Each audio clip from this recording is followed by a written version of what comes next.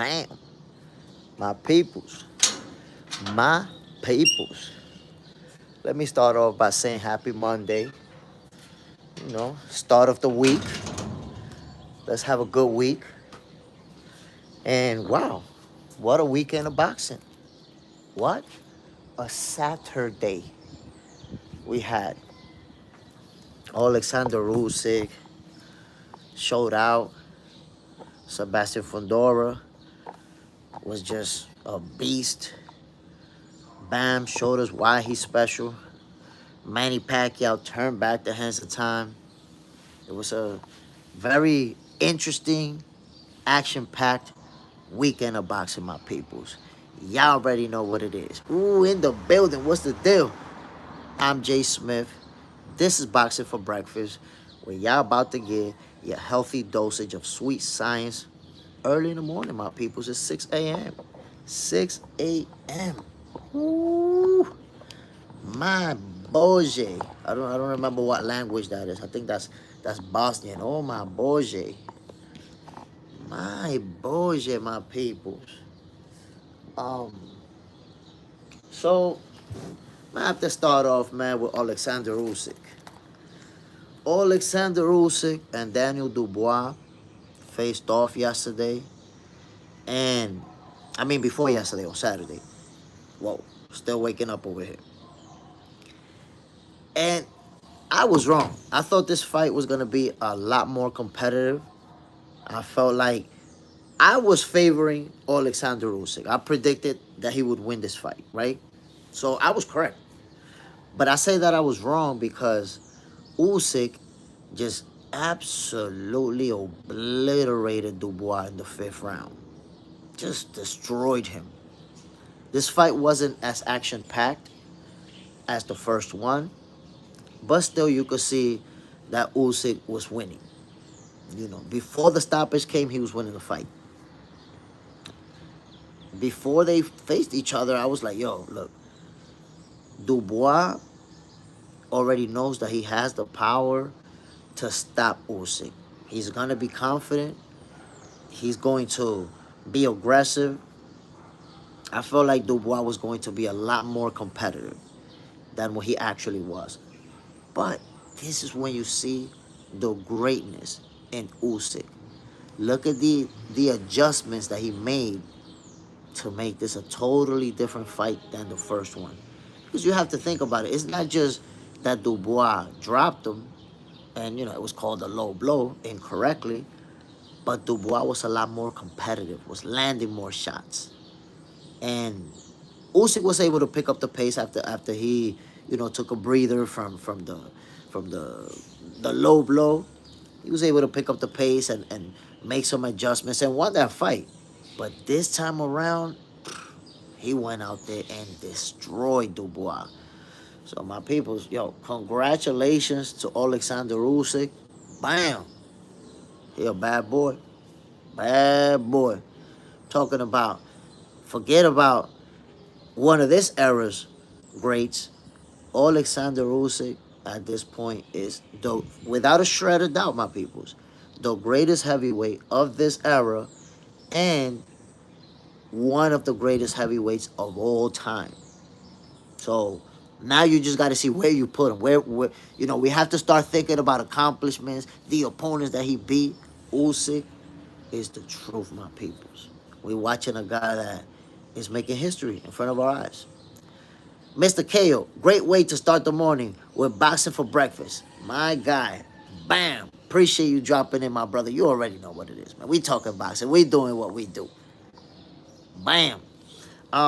So yeah, man, congratulations to Alexander Usyk for a monster performance, historic. He's undisputed once again. He's special. That's it. It is what it is. Mr. KO, Dubois overcommitted, and that cost him to get knocked out. I don't know, maybe he was a little bit overconfident because of what happened in that first fight.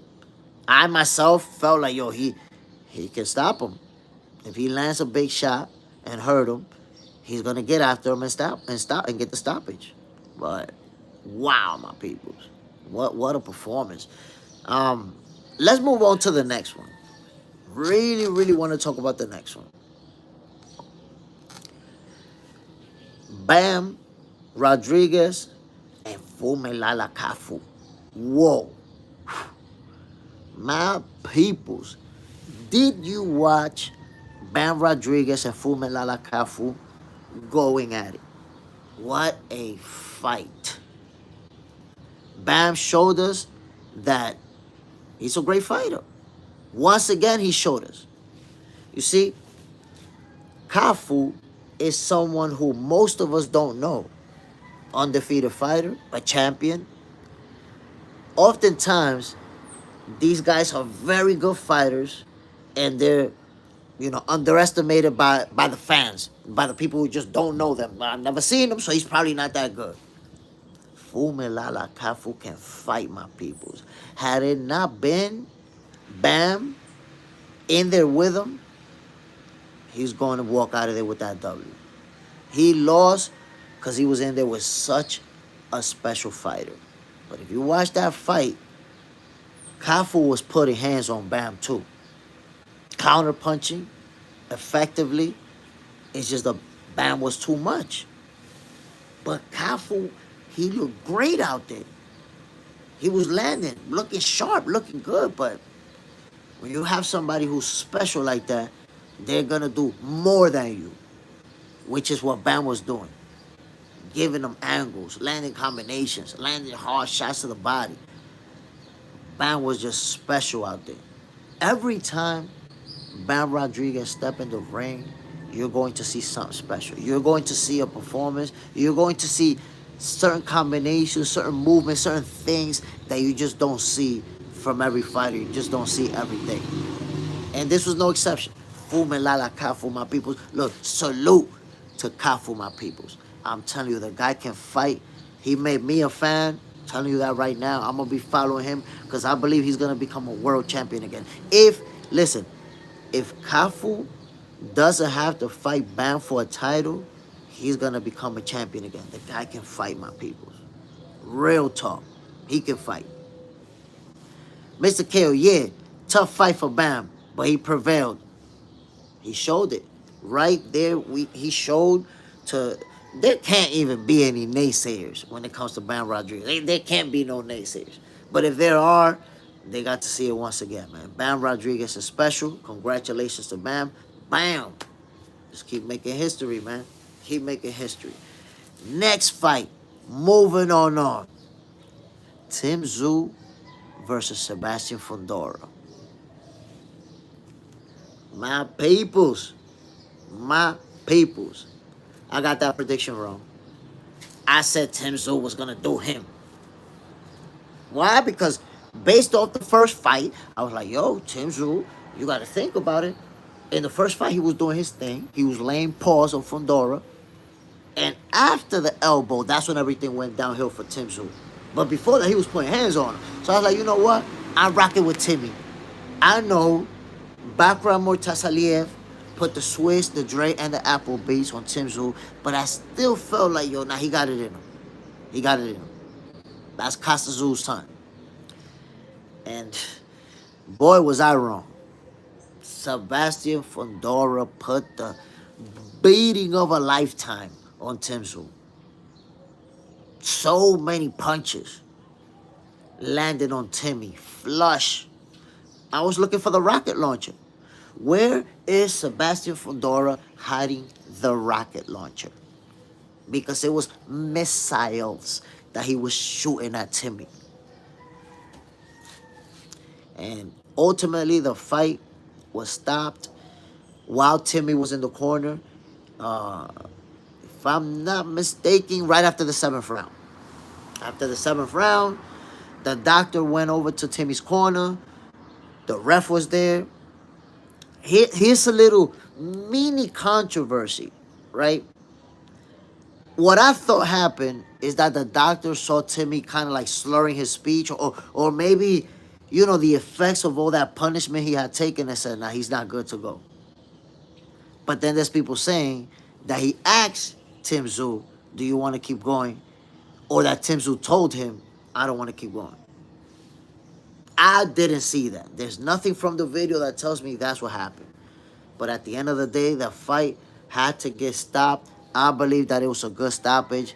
Tim Tszyu was just taking a nasty beating. He was taking a lot of hard shots. And this is when I say sometimes being a warrior like that is dangerous for the fighter, because they won't go down. They won't stop. They'll keep coming. They'll keep going forward. Cool. You know, we see a great fight, a war, an epic battle. But what about the effects that can come from that down the line? We seen a bunch of fighters punch drunk, that could barely talk, that could barely put together a sentence that you could understand. That's what happens.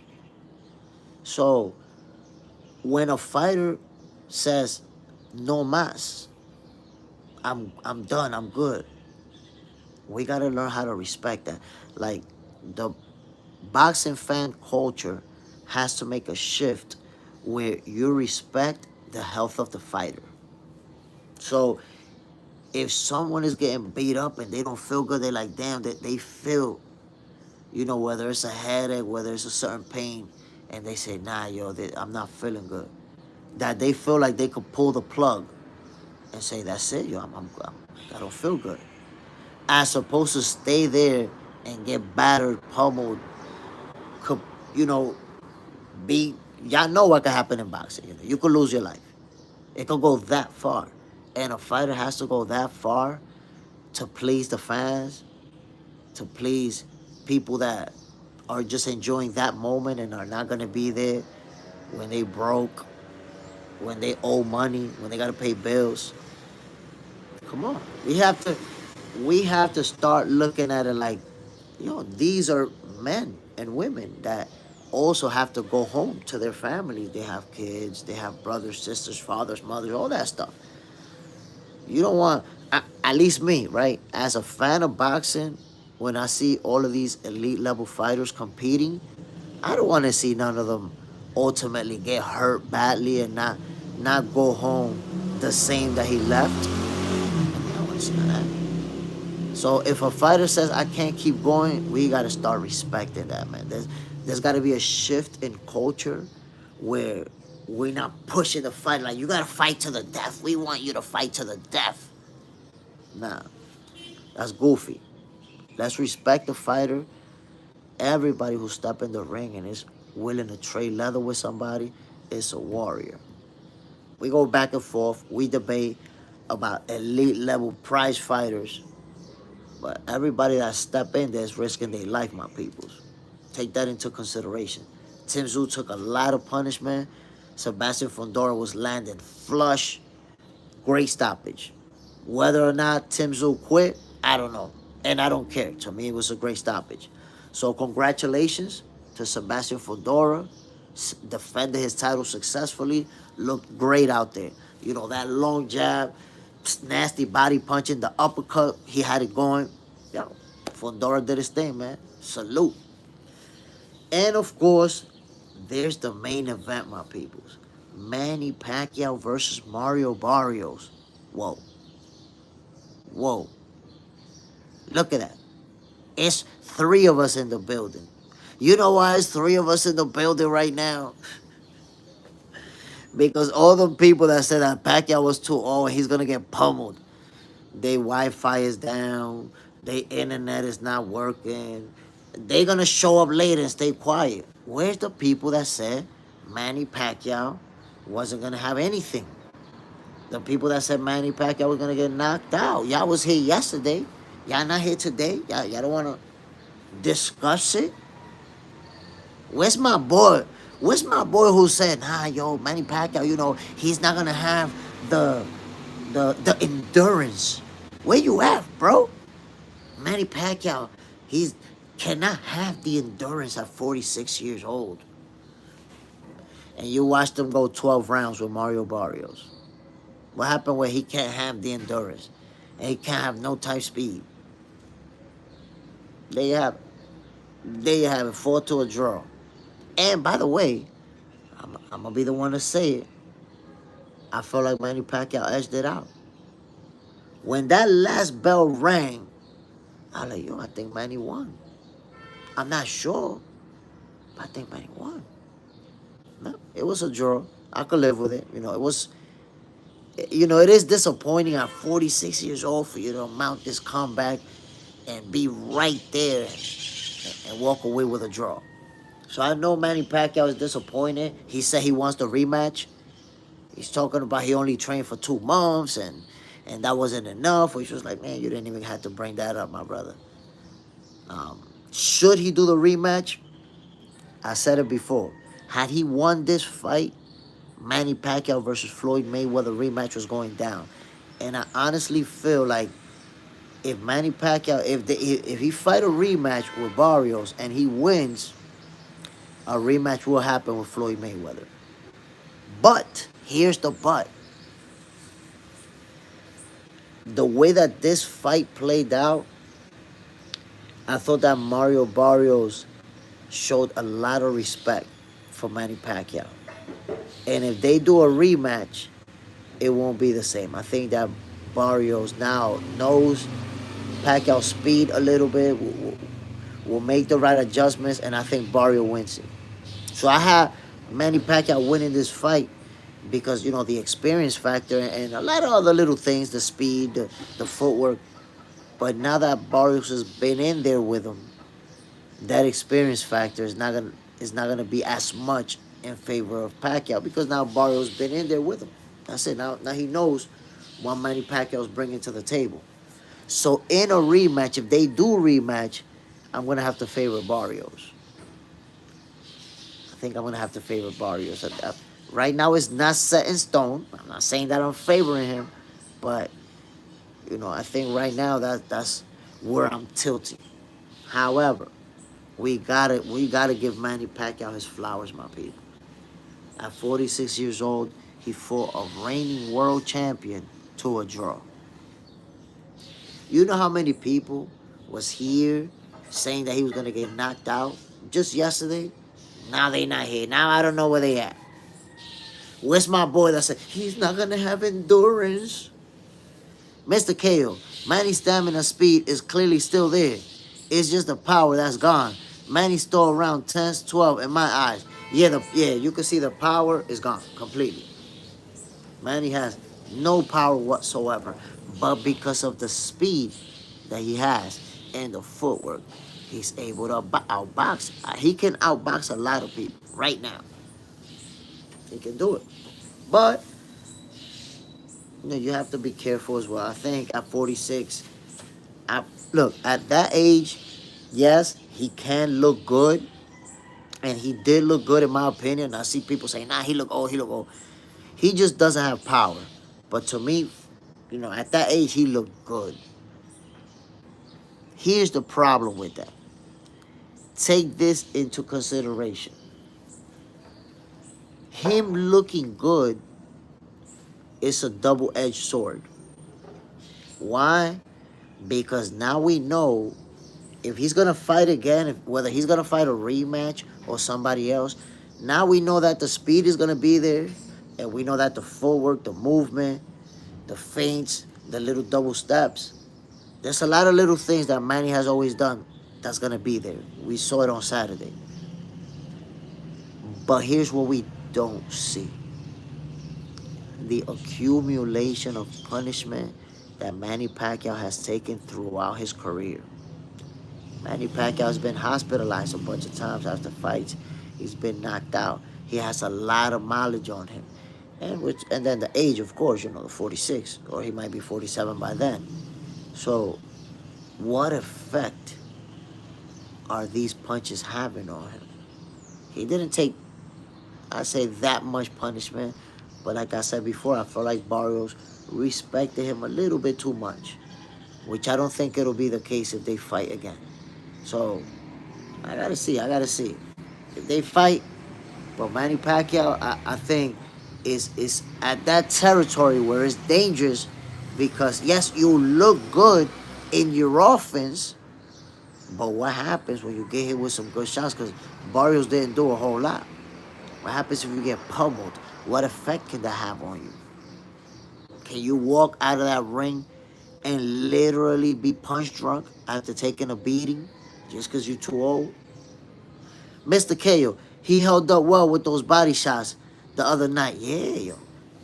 Yeah. Now look, Manny Pacquiao showed that he can still fight. He showed us that he can still fight at a high level, fighting a reigning world champion. But still, bro, still, I I'm glad that the fight played out the way that it did, and I mean, Manny Pacquiao didn't get hurt. But if it was up to me, call it a day right now. Call it a day. And he's not going to. I know he's not going to because number one, the level of competitiveness in Manny Pacquiao, and number two, he's gonna get a bag, obviously. Now and Barrios too, they're both gonna get two nice bags for facing each other twice. So I don't think Barrios is gonna turn down that rematch. Only now, people are not gonna underestimate Pacquiao the way that they did for this fight. I haven't seen nobody say today that Pacquiao that Pacquiao should have got knocked out. Because if you say yesterday he was gonna get knocked out, let me know today that he should have been knocked out, I guess. Mr. KO, I think the draw may fuel him even more, though. Yes, but that's why I say it's a double-edged sword. Because it's going to fuel him more, but also put him more in harm's way. Because remember, your punch resistance at 46 years old, now that's not even up for debate. Your punch resistance is not the same. And Pacquiao has a lot of mileage on him. If Barrios let his hands go, he could hurt him pretty bad. Could hurt him. And not only that, if he wins again, now he gets more confident and wants to fight, a bigger fight. Well, you know what? If he wins, I think it's Floyd Mayweather. And I'm okay with Pacquiao and Floyd Mayweather because they're, Floyd Mayweather's, I think, 48, Pacquiao 46. They're not going to hurt each other. They're going to pity-pat their way into 12 rounds. Oh, I'll take that into 10 rounds because neither one of them is champions. So I would take a rematch between Floyd and Manny. They're not going to hurt each other. But Pacquiao, man, I don't want him to keep fighting young fighters anymore. I want him to, that's it. That competitiveness, that wanting to beat the young guy and prove everybody wrong, that's it. That needs to go away. Look, every fighter who does that, that they keep fighting younger guys because they had success. Like he has success versus Thurman at 40. But if he keeps doing it, eventually he's going to get pummeled. He's going to get battered brutally. And that has happened to a lot of fighters. Look at Bernard Hopkins. Remember Bernard Hopkins saying, I'll never lose to a white boy. And then got pummeled and beat up out of the ring by a white boy. So, boxing is boxing, my people. Things play out the way they play out. And at the end of the day, Father Time is undefeated. You can't beat Father Time. You can challenge him. Manny Pacquiao challenged Father Time. And he did good. We got to respect that. But how long can you do that? He's a special athlete. Take care of his body, strong, in good health. But still, that's why I make the example with Bernard Hopkins, who Father Time beat him, and a white boy knocked him out of the ring. When he said he can't lose to a white boy. All the fighters who stay around when they old because they get a good win, so they feel confident, like, I'm going to keep winning. Look, I could win. Just end up getting battered. So, I don't want to see that happen to Manny Pacquiao. He fought to a draw versus a reigning champion. You know what? Call it a day, fam. That's all I'm saying. Call it a day. Or go fight Floyd. Mr. KO. So, who you got? Floyd or Pacman? Interesting question. Floyd Mayweather or Manny Pacquiao? You know what? Honestly, I think that if they fight each other, it plays out pretty much like the first fight, but less action. And there wasn't a whole lot of action in the first fight, if you remember. A lot of people were disappointed. It was like a letdown. Because, the way that it was built, and I think it was a fight of the century or something like that, and this monster event, the biggest purse in boxing history at the moment, and bro, we was disappointed. The fight, there wasn't a lot of action. Floyd Mayweather, a lot of movement. Manny Pacquiao, a lot of chasing. A lot of punches that were being partially blocked, not landing really flush like that from either side. It was not a great fight, my peoples. It just wasn't a great fight. That's the reality. Mr. KO, I think more action from Floyd. Um, I mean, if you mean in the last fight, I think it was more action from Manny Pacquiao. He was chasing and throwing more punches, but he was missing a lot. Today, if Manny Pacquiao and Floyd Mayweather fight, I'm saying I think Floyd Mayweather gonna outbox him the same way as the first fight, but it's gonna be a little bit more boring than the first fight, just because they're a lot older now. So that you're not gonna see the same punch output that you saw in that first fight, but it still makes a lot of money. Listen, if Floyd Mayweather and Manny Pacquiao do that rematch, it still makes a lot of money. I can tell you that right now. Damn, kind of cold out here, my people. Rather nippy. Damn, my people. Going on out here. So, again, if Floyd Mayweather and Manny Pacquiao fight each other, I got Floyd winning that fight. But for us to even consider the possibility of that fight happening, Manny Pacquiao would have to beat Mario Barrios in the rematch. Or, here's another possibility. Think about this scenario. What if Floyd Mayweather realized, yo, if Manny Pacquiao fight a rematch with Mario Barrios, he might get cooked. Forget about the rematch. Let me call him and tell him, yo, oh hey, you're going to get beat up in the rematch. Let's fight each other right now. Let's make it happen. That is a possibility. Because remember, if Manny Pacquiao get beat up by Mario Barrios, that's it. The fight with Floyd is off forever. It ain't happened. You can forget about it. And quietly, desperately, Manny Pacquiao has always wanted that rematch. And anytime it has ever been brought up, he's wanted it. He wants that rematch with Floyd Mayweather. And beating Barrios opens up that gate to that possibility. He wants it. But losing to Barrios shuts that door for good. Because think about it, at 46 years old, if you lose to Barrios, what can you come back and do after that? To entice Floyd Mayweather to fight you. Because remember, beating Mario Barrios would make Manny Pacquiao a reigning champion. That's enough, I believe, to make Floyd Mayweather want to come back and become the oldest welterweight champion in the history of boxing. That's enough right there. But if you get beat up, Floyd Mayweather ain't coming back to fight you. Y'all tell me, does anybody really believe that Floyd Mayweather is going to come back to fight a Manny Pacquiao who just got pummeled? I don't see it happening, my people. I just don't see it at all.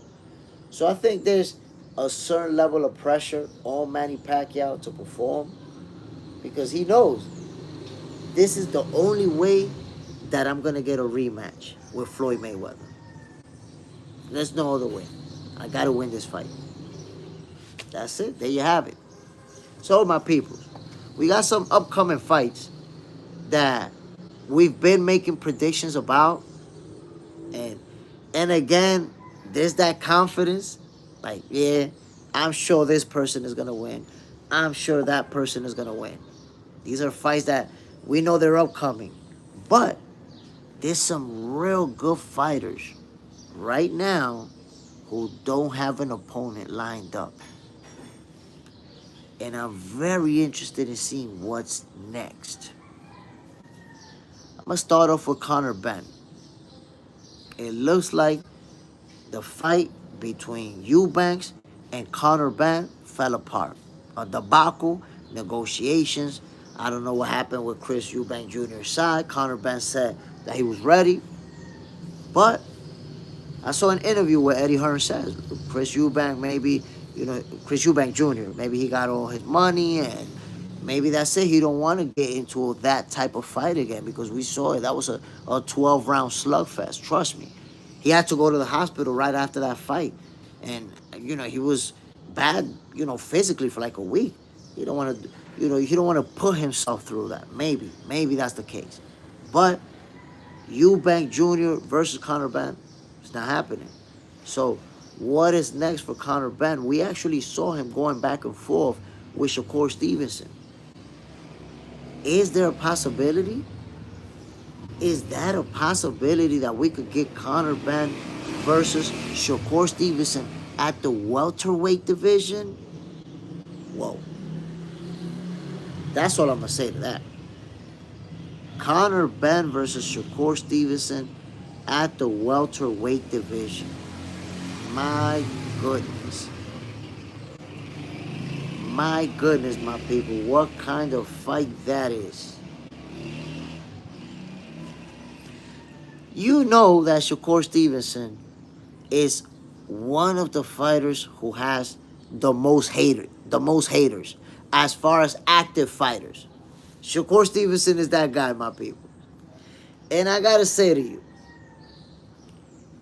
there's already those who are saying that he's chasing clout, that Conor Benn will smoke him, that he can't move up to no 147. It's like, why is it that people always want to doubt fighters that they already see are great? Why they want to, deny that greatness? It's almost like you will not accept it no matter what you see in the ring. But Shakur Stevenson versus Conor Benn, my peoples, I would love to see that fight. I'm telling you that right now. And I love this interaction that they had on that show because you could see that Conor Benn was kind of like trying to play tough and he had to measure himself because he saw Shakur Stevenson was all for that smoke. Like, what's up? What you want to do? I'll fight you. It's almost like Conor Benn was talking that ish. Like, feeling like, you know what? You fight at 135. I talk that ish with you. He didn't realize that Shakur is about that life and was going to tell him on the spot, what's up with me and you? It was really good. So that was a very interesting interaction, but it also shows you the type of fighter that Shakur Stevenson is, bro. Conor Benn just fought. What was it, at 154 that they fought? Conor Benn just moved 160, was it? Conor Benn moved up a bunch of divisions, big, strong, and Shakur Stevenson is telling him to his face. Tell him to his face, yo, you cooked. We levels apart. Easy work for me. Tell him to his face, bro. Think about the interaction between Conor Benn and Ryan Garcia, where Conor Benn was almost ready to put the beats on Ryan right there on the spot. And look at him right there with Shakur Stevenson. Shakur is grilling him right in his face. Look, like, yeah, what's up? Let's make it happen between me and you then. You think you got it? So, I don't know if this fight is going to happen, but I will tell you, Shakur Stevenson versus Conor Benn, I can picture that fight, big fight in the UK in a big stadium, sold out arena, pay-per-view. Obviously the headline, because after the way that Shakur put the beating, the Floyd Mayweather-like pummeling on William Zepeda, I don't think they're ever going to disrespect him with co-main event. That's it. I don't think they're ever going to do that. So Shakur Stevenson, Conor Benn, big stadium in the UK, I can see that fight happening. And then there's already people saying, nah, Shakur, he chasing clout. He's too small. We're really going to start the he's too small narrative if he's going to fight Conor Benn? Like I said, my peoples, Shakur Stevenson versus Conor Benn, it's a fight that it's not a done deal. I don't even know if they're in negotiations or anything like that. But boy, would I like to see it. Let me know. Let me know what you guys think. Would you like to see Shakur Stevenson versus Conor Ben? And of course, who do you got winning this fight? And my people, stop ducking that like button. 3 likes, for real. For real, y'all gonna 3 likes. Stop the madness, my people. Stop the insanity. But again, Shakur Stevenson versus Conor Ben. Does anybody else want to see that fight? I want to see it. I personally want to see it. I'm excited about it. Conor Ben, very aggressive fighter. A guy who can take somebody out with one shot. Obviously, he's gonna be a lot stronger than Shakur. He thinks inside his head, I'm gonna bully this guy. I'm gonna walk him down. Man, listen, Zepeda thought the same thing. So Conor Ben, if you step in there with Shakur Stevenson, you're gonna get Zepeda'd. I'm trying to tell you, my guy. Look, think about this is something that most people don't consider. When they see it, they understand it, but they don't really consider it. Shakur Stevenson started boxing when he was 5 years old. That's the age that he started boxing. Conor Ben started boxing when he was 17 years old. Now, what is the difference there? When you start boxing at 5 years old, remember, you're literally a kid, a toddler. You grow up in boxing, and your reflexes are developing as you're learning how to box. So your boxing abilities are adapting along with your reflexes as you're growing up. But when you're 17 years old, you've done most of your growing physically. Because even if you have a growth spurt, but you're not going to grow from 17 and on as much as you did from when you was a little kid to when you were 17. Most of your growth is going to happen within that span. Okay. So think about it. Hold on. Pierre Oliver Dallier. What's up? We need background Fondora. My brother. Golly, you're gonna jump me out of the subject with that one. You're really gonna jump me out of the subject with that one. Yo, Pierre. Sebastian Fondora versus Bakram Murtasaliev is an explosive showdown, bro. This is the type of fight that is brutal, and it's hard to see it going the distance, and you don't know who's going to sleep. Yo, Fundora versus Bakram. Well, they both battered Tim Tszyu. Might as well fight each other. David Rodriguez. Being a world champion in 8 weight classes in boxing, you're great. And a good role model. I think you were going to say role model, a good role. Look, Manny Pacquiao is an all-time great. When you talk about all-time greats, Manny Pacquiao has to come up. In fact, you could even make an argument that he is the guy. There's an argument to make that Manny Pacquiao is the greatest fighter of all time. That argument can be made. He's that good. His career, his resume is that good. Mr. KO, Ben was never a world champion. Didn't he have some interim belt? Something like that? He needs to get something first for me to want to see Shakur move up and challenge Ben. Mr. KO, Bakram gonna F him up worse than Mendoza did. See, that's the thing about Bakram. I'm gonna tell you why I think Bakram can give Tim Tszyu problems. Because he's a very big guy. So, Sebastian Fondora, backroom, is a very big guy. So I believe he'll give Sebastian Fondora problems because he's not going to have that reach advantage that he had over Tim Tszyu. He's going to be fighting a big dude who got power and is also going to be able to punch you from that range. Backroom could be a problem. Now, I'm not saying that he's going to beat Sebastian Fundora. Come on now, let's not disrespect. Let's not put disrespect on Sebastian Fundora's name. Let's not do it, my peoples.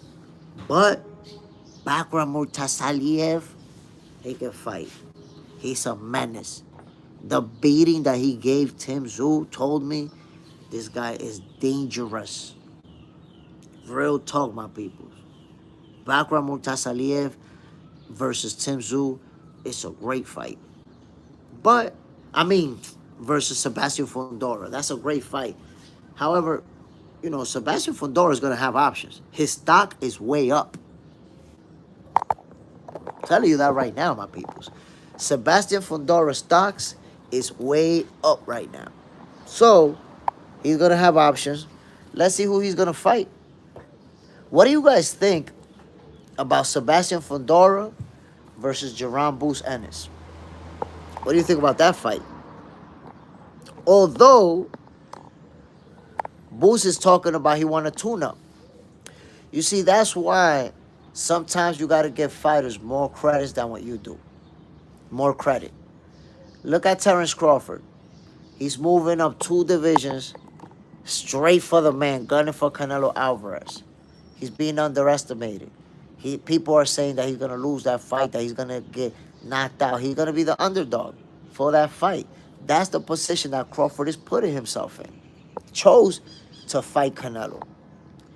Now you look at Jerome Boots Ennis, who's moving up to 154, and His Excellency Turkey Al-Sheikh offered Virgil Ortiz on a silver platter.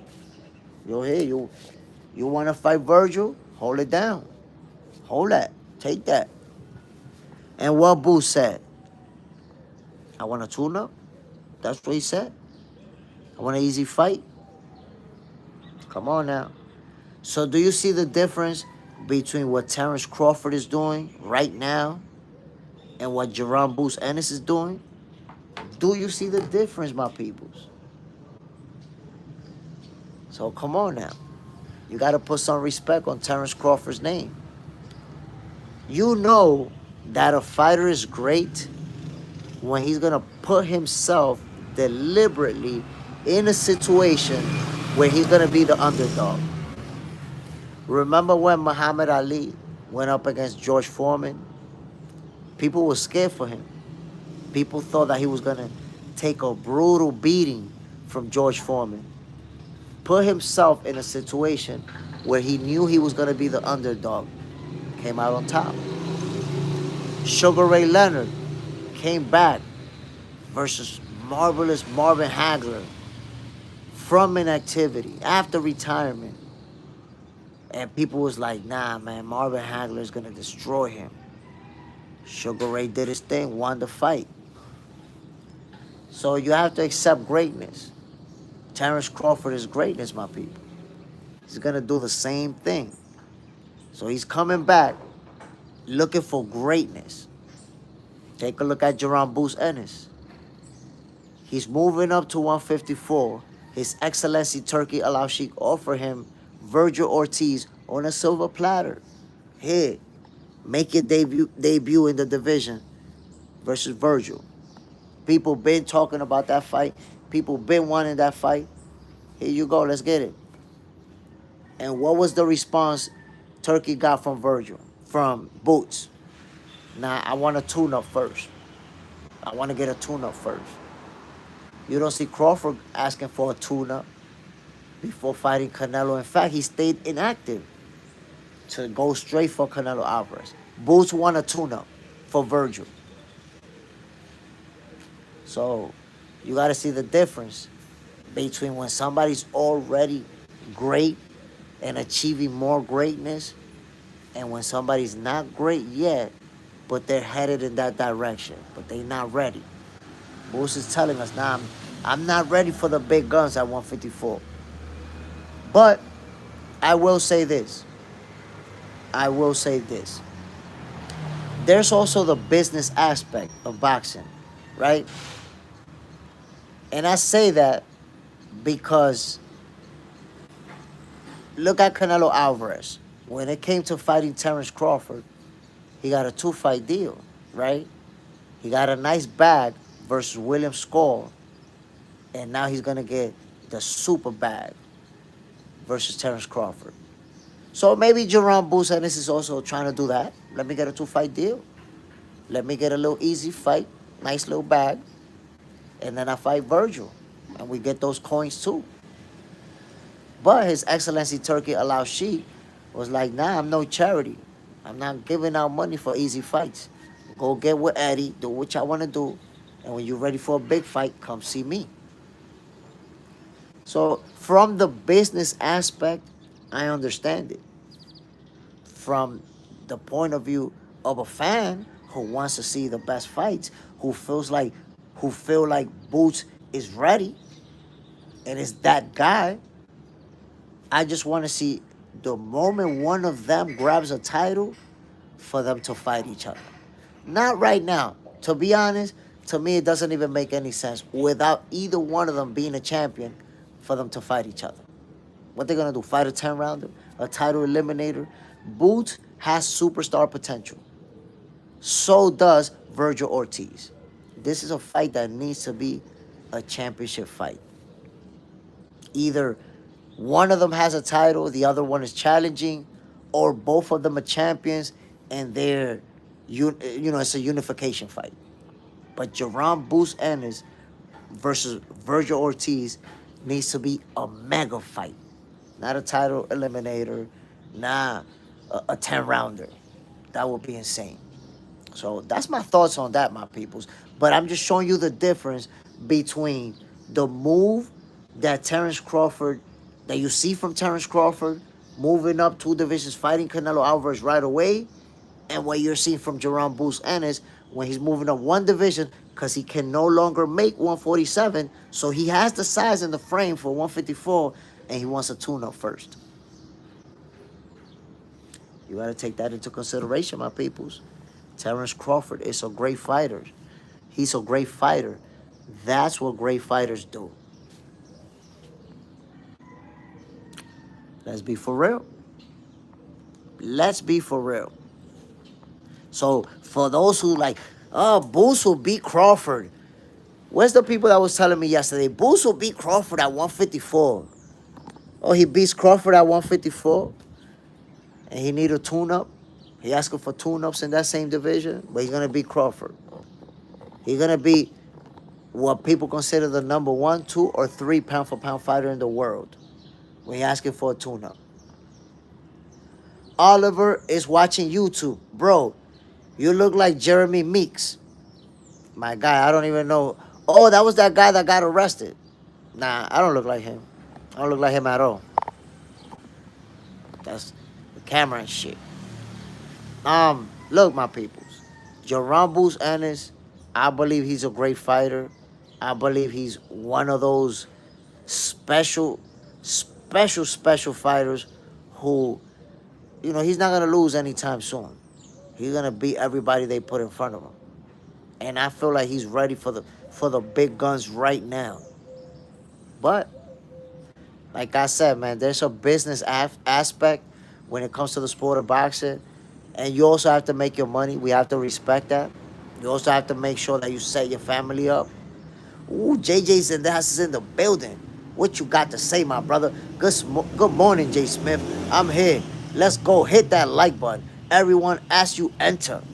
Salute, my brother. Bam. So JJ, I'm talking about Jerome Boots Ennis, man. Like, he could have fought Virgil Ortiz if he wanted to for his very next fight. He chose not to. But, instead of saying he's ducking Virgil, we also have to see that there's a business aspect to boxing. It's about making money, right? We saw Canelo get a 2-fight deal to fight Terrence Crawford. He could have fought him right away. Instead of fighting William Skull Terrence Crawford could have fought Canelo. We all wanted that fight right away, but he got a 2-fight deal, got himself a nice bag versus Skull. Easy fight. This guys that's gonna run a lot, that's not gonna hit you hard, that's not gonna hit you a lot. Easy win. And now I'm gonna get the second bag, the big bag, versus Crawford. No harm in that. Get a little 2-for-1 deal. It's like if you want me to sign with you to fight Crawford, I need 2 fights. He got it. Cool. So it could have been that Jerome Boots Ennis was simply trying to do the same thing. You know what? You want me to fight Virgil? Let me get a 2-fight deal, my G. And I will make it happen. And what His Excellency Turkey Al-Sheikh said, oh, I'm not doing charity. When you're ready to fight the big boys, you let me know. Oh, yeah, you're not doing charity? What was Williams' score for Canelo Alvarez? That's exactly what that was. The Boxing Scholar Network TV, you, my G, the Boxing Scholar TV, the Boxing Scholar Network TV. Boots ducking. Look, for a moment, it crossed my mind that he's ducking. But he's not ducking. Because if you're asking for a 2-fight deal, it means that you're ready, you're willing to fight him. You just want to get more money. Simple as you just want more money. Because look at Canelo when he decided he wasn't gonna go straight to Terrence Crawford, he wanted another fight first. Canelo's not even moving up in weight or going to a different division or a catch weight or anything. So why did he need a 2-fight deal to fight Terrence Crawford? He didn't. So I think Boots was pretty much trying to do the same thing. Chris Fontaine, salute, my brother. Bam. Appreciate you dropping in, my G. Hold on, my peoples. My beautiful wife, mi esposa linda, is blessing me with something special right here. Te quiero, mi amor. Mr. KO, Boots literally came out with videos saying he 54 ready, wants the big dogs, and now he asking for a tune-up. But that's why I'm saying that it's about business. That's what I'm saying, my peoples. It's about business. It's not really about, him ducking. It's about him just trying to get some coin out of Turkey. Like, yo, let me get a little bit more money like you did with Canelo, bro. The Boxing Scholar Network TV. I get that. But a pro 10 years with no name, with no names, I agree about Canelo. Canelo get away with everything. But you see what I'm saying? To me, Boots sees that Canelo is getting a 2-fight deal where he's going to get an easy fight versus Skull, and now he's going with Crawford. So like, yo, let me get the same thing. Let me get a nice little tune-up. Because if you think about it, think about this. The Boxing Scholar Network TV, I want you to think about this. Why the hell would Canelo need a tune-up for Bud? You the bigger guy. You're not moving up in weight. You're not going down to a catch weight. You haven't been inactive. Why you need a tune-up for Bud? You don't need a tune-up. You just wanted a 2-fight deal. You wanted to get 2 paydays, and you got it. Cool. Now, Boots can legit say that he should get a tune-up. It's going to be his first fight at 154. He got an excuse for a tune-up. Canelo didn't have an excuse, and he got it. Remember, my peoples, this is boxing for breakfast. So I could have breakfast while we rocking, and you could have breakfast too, by the way. Can't be hungry in the morning. They say this shit the most important meal of the day. Mr. KO, them tune-ups ain't got me shit. Crawford is like no other. Nothing like that. Canelo stepping in there with.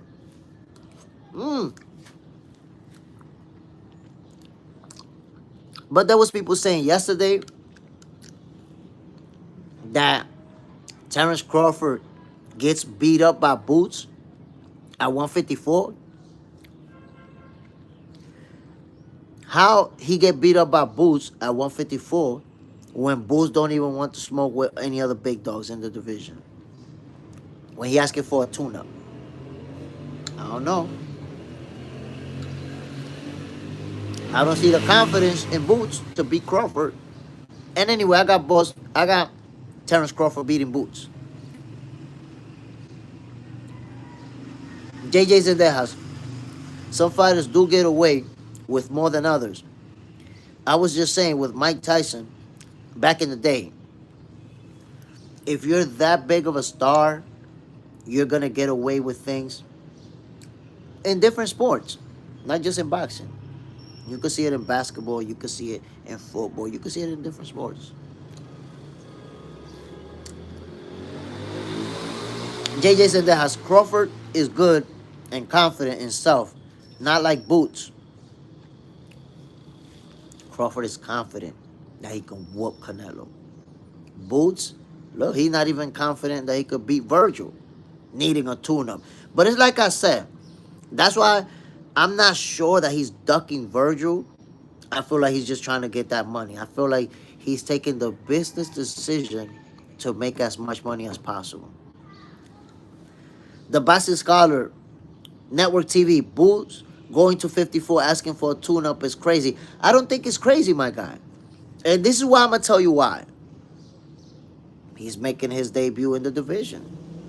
I know that he be sparring with dudes that's bigger than 154. Boots be sparring with middleweights.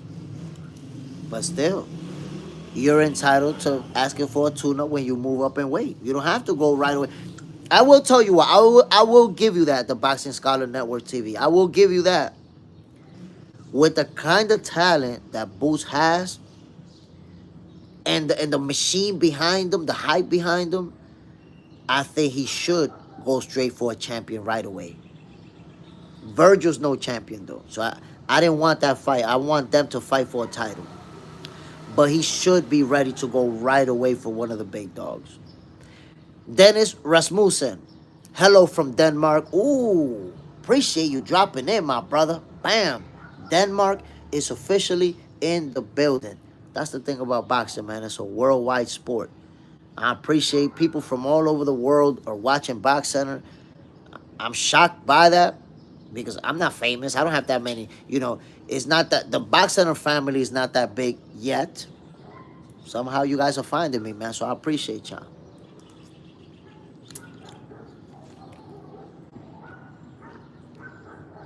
Unlaced. Turkey said they were in tune-ups. Canelo wanted to stay active before the Crawford fight. And that's why Jake Paul fight was in the works. So Turkey offered Canelo a 3-fight deal to stay busy. Wait a minute, brother. Unlaced. William Skull. A guy who's never been on the big stage. Getting in the ring with Canelo Alvarez. The face of boxing. That's a tune-up no matter how we want to paint it. He got an easy fight. It's an easy fight. Because why he's telling Boots, call me when you want the big fights. No charity from me. You telling me that William Skull was a big fight? When most of us never even heard of him? On Lace. And that way, Turkey locked Canelo in for Crawford. Yeah, that's what he wanted. In reality, that's why he did it. Crawford was like, yo, I want to make this fight. And Canelo said, you know what, we could make this fight, but I need a multiple fight deal. And I need to fight somebody else first before fighting Crawford. And Turkey was like, let's get it, okay. Because it's not like Turkey helped Canelo stay busy. Canelo been busy. If you look at the last 10 years, Canelo's been one of the busiest, most consistent fighters. So it's not about staying busy. Turkey, he don't need Turkey to stay busy. On Lace, oh, you calling it a stay busy fight? Come on, bro. A stay busy fight? Okay, then, so Boots want a stay busy fight too. You know, look, on Lace, you know why you wrong about that? Why it wasn't a stay busy fight? Because he could have fought Crawford. A stay busy fight is what you get when your opponent already lined up a fight. So you're not going to stick around and just wait for them. So you get you a stay busy fight while he get his own. And then when you're going to fight each other, you're going to have the same amount of time for training. That's a stay busy fight. But that's not a stay busy fight for Canelo because him and Crawford was both available. He could have fought Crawford. No, that was a tune-up. That's what Williams' score was. An unnecessary tune-up to get Canelo a bag. JJ Zendejas. Sometimes in boxing, boxers take tune-up, fight, and lose, and never get the big chance again. That has happened. But look, let me tell you something about tune-ups and about easy fights that most people don't even consider. And you're going to say, I learned something new from Jay Smith this morning. Let me take a bite and hit that like button. Okay, hit that like button.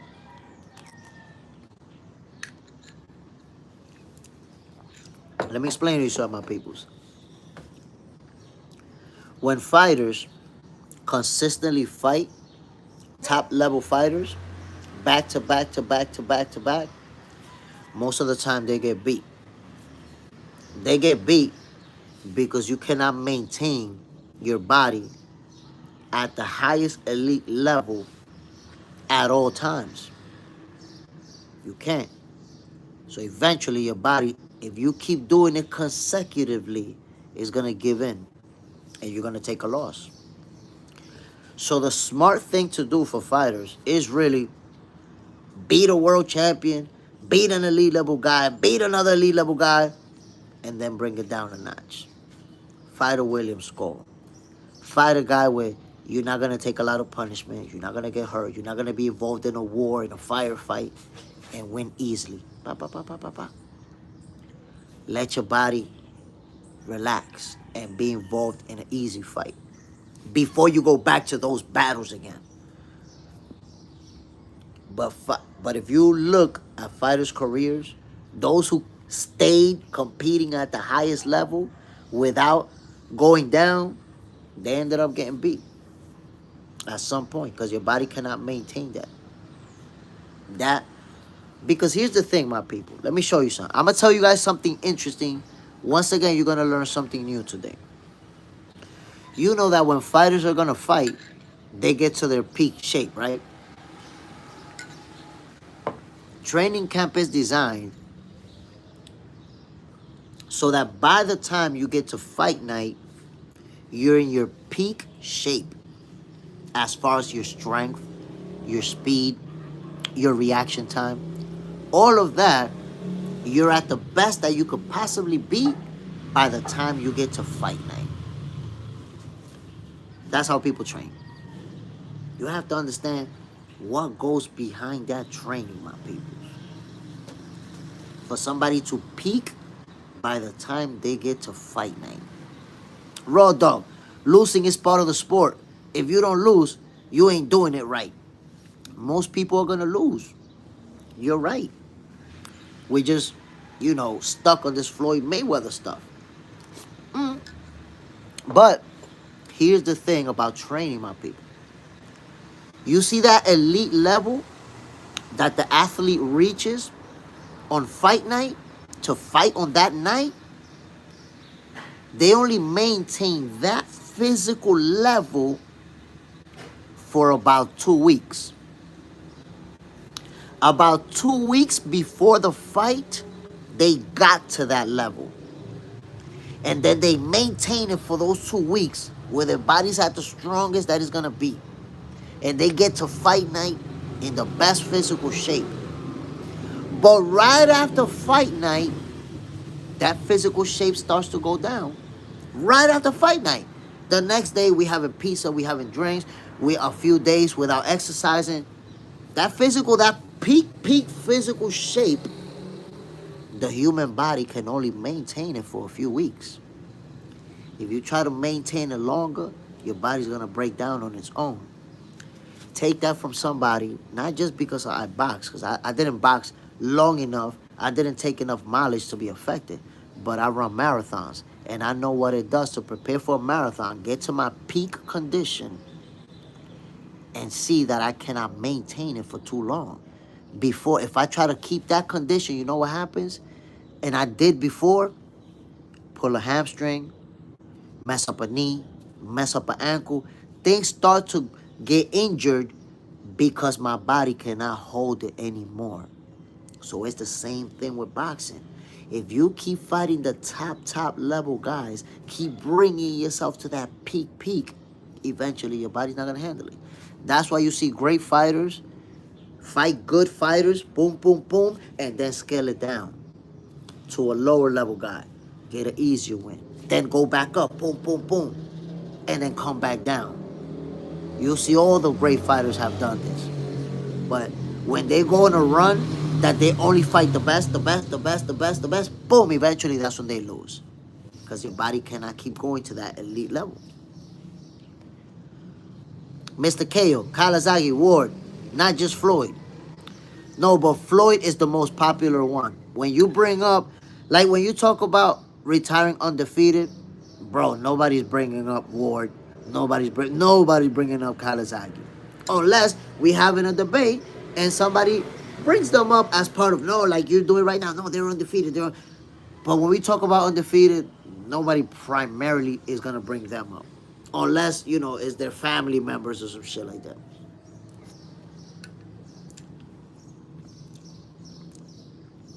Wizzy Capone, what about taking longer rests between great opponents? The thing about longer rest is that then you're also going to get inactivity. And then that inactivity can affect you as well. So staying busy with a lower level opponent is a lot better than being inactive. The Manzana was good. Was good, family. Bam. So look, I'd rather a fighter either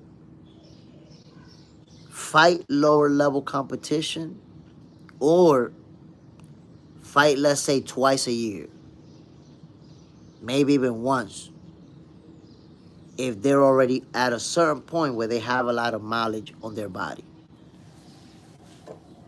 Because again, and y'all got to remember, my peoples, when these fighters end their careers and they're not big stars and they're not in the spotlight anymore, they got to go home to their family. I don't want these guys ending up punch drunk.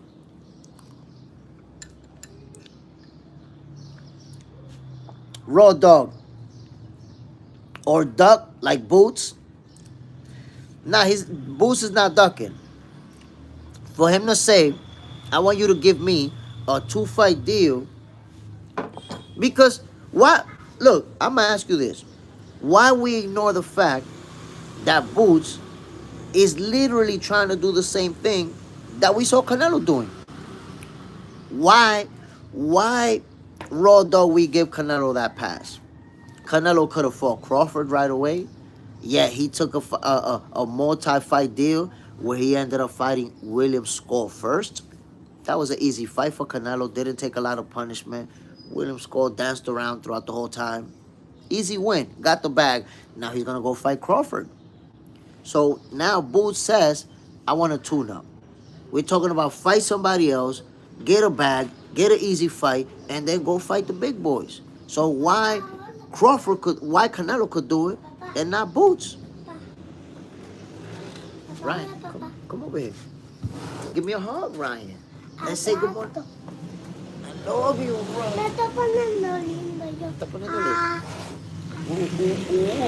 You want to say hi to the people? You want to say good morning? Good morning. Ryan says good morning, my peoples. Raw dog, Canelo from 140 to 175. Hi. My God, your hair looks nice. Te ves lindo porque es para peinarte. My God, you're doing a great job with your hair, fam. Look at this little pretty boy, man. Look at this little. Show them how you comb your hair. Look. Look at this little pretty boy. He trying to tell me he a little pretty boy. Look. Oh. Man, what you think you is? Go with your mom. Go with mommy. The people say good morning to you, Ryan. They say good morning to you. Good morning, people. Oh! Come on, you gotta say it to them. They didn't see you. Come over here. Come over here. They gotta see you. You can't just say that and they didn't see you. Go ahead, tell them. Good morning. Now you said good morning, my people. That's what you said. Go ahead, go with mommy. Ya termina. Yeah, I'm almost. Marie de Bruin, which time is it in America? Here in the Netherlands is 1:13. See? Guácala, no me gusta. So I'm not in America. I'm actually in the Dominican Republic, but it's the same time as some places in America. It's actually 7:15 in the morning right now.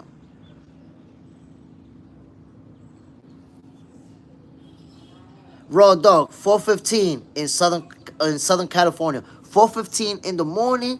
Damn, you up early, raw dog. But we old school. We old school. That's how we do it.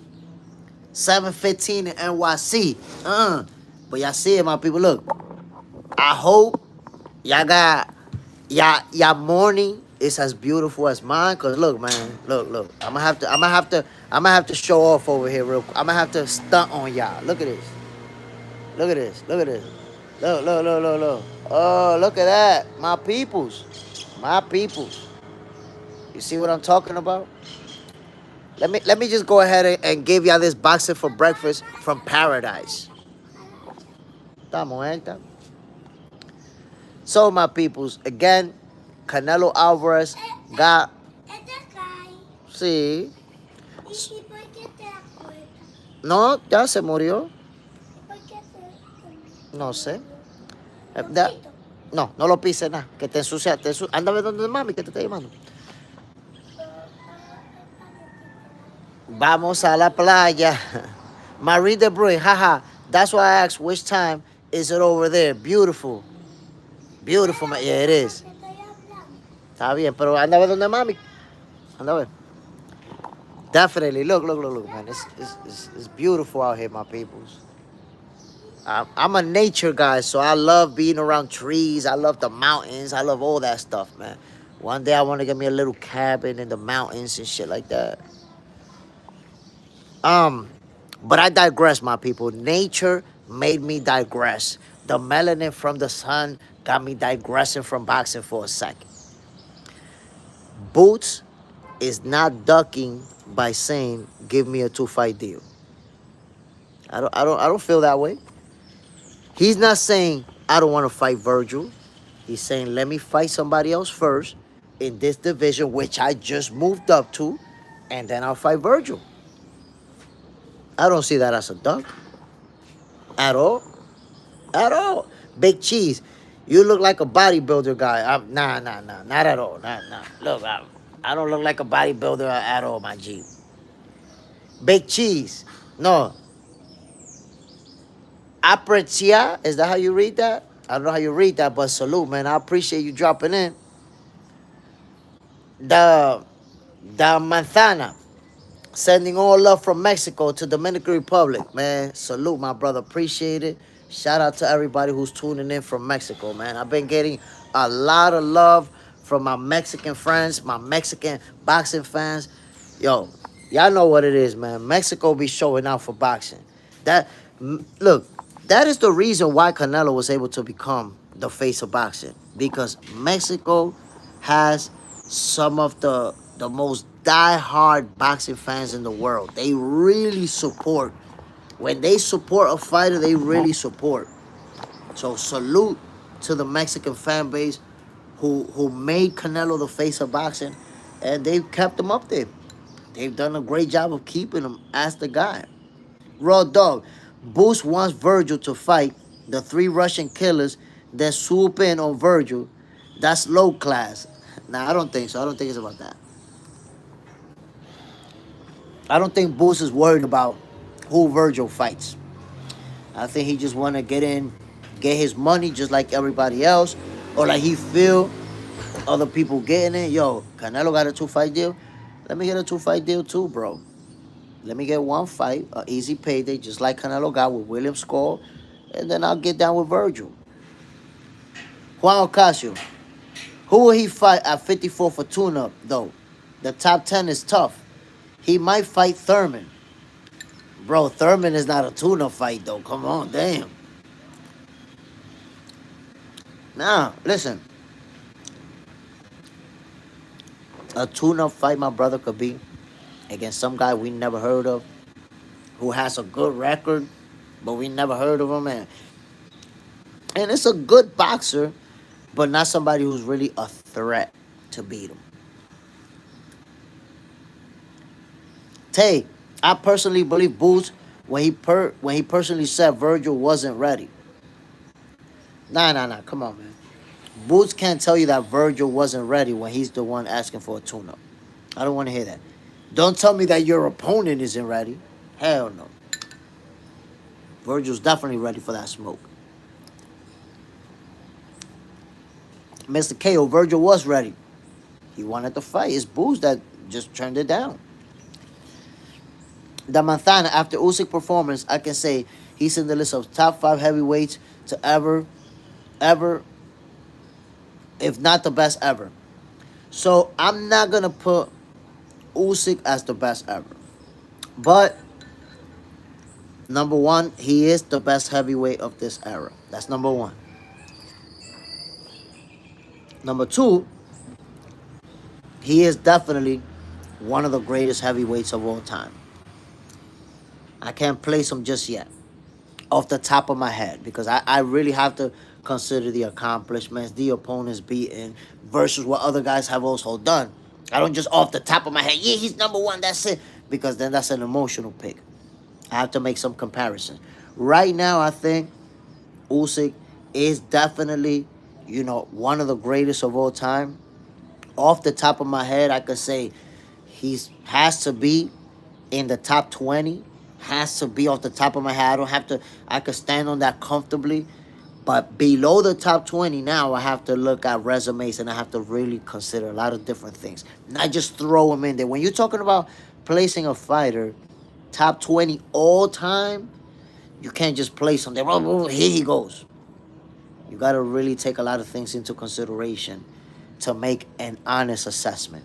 It's like Terence Crawford. If he beat Canelo Alvarez, that's going to be one of the biggest wins in boxing history. Where are we going to place him in the all-time list? So I could tell you right away, he's for sure in the top 20, but then I have to take a lot of things into consideration to see, okay, is he going to be in the top 10? Is he going to be in the top 5? Is he going to be in the top 3? There's a lot of things to consider. Tay, I think Boots will fight Tellez for the belt. Well, taking into account that he's asking for a tune-up, I don't think he's going to be fighting for a belt his very first fight. I don't think so, bro. I think it's going to be some Karen or some fighter like that. Some European guy that we never heard of with an undefeated record, with a bunch of names that we also never heard of. Mr. KO, too many great heavyweights. 2 top 10 or top 5 Usyk. Oh, man, listen. Like I said, right now I know Usyk is in the top 20. But before I actually place him somewhere, I have to make a lot of comparisons. Raw dog, Larry Holmes was champ for 7 years with 20 title defenses. Larry Holmes is very underrated. If you think about it, it's almost like he only comes up when it's about the jab. Oh, the greatest jab, the greatest jab. But if you think about it, when you talk about all-time greats, he's left out. He's left out of those conversations often. But yes, Larry Holmes is a machine. The Manzana. I thought Usyk versus Dubois was going to be bigger than Canelo versus Bud. No way. No way, bro. I don't even know why you would think that. I don't know why you would think that. I'll tell you why that don't make sense. Out of all those 4 fighters, Canelo's the biggest name. Canelo's the face of boxing. That's number 1. And number 2, Usyk and Dubois, they're big stars within boxing. But they're not stars outside of boxing. They're not superstars. You see, Canelo, in those 4, in that equation, the only superstar is Canelo Alvarez. That right there alone is going to make it a big fight if he has a good dance partner. Well, he does. He got Terrence Bud Crawford. This fight is also a lot more intriguing. This fight has the David and Goliath, the American against the Mexican, the two pound for pound fighters, the two multi-division undisputed champions. This fight has all the recipe to be a mega showdown. And guess what? This is going to be interesting. Canelo versus Crawford is going to play out way better than Manny Pacquiao and Floyd Mayweather. Y'all remember that fight, right?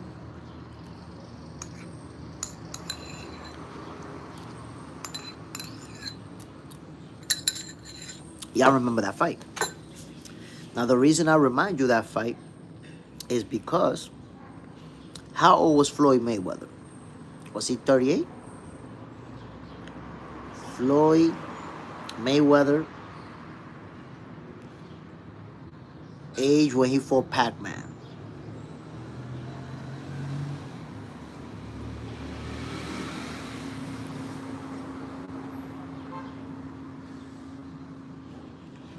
Look at this, my people. Let me tell y'all something interesting. Let me tell y'all something interesting, my peoples. I need you to understand. I need you to understand this because this is going to be real interesting for y'all. Floyd Mayweather was 38 years old when he fought Manny Pacquiao. 38 years old. And Manny Pacquiao was 36 years old when he fought Floyd Mayweather. Floyd was 2 years older than Pacman. For the people that say that Pacquiao was washed, Floyd was older by 2 years. So look now, what a coincidence. Terrence Crawford is 38 years old, and I think Canelo is 36. Terrence Crawford and Canelo Alvarez are about the same age as Floyd Mayweather and Manny Pacquiao when they fought each other. Ain't that, what a coincidence. What an interesting coincidence, my peoples. What say you about that?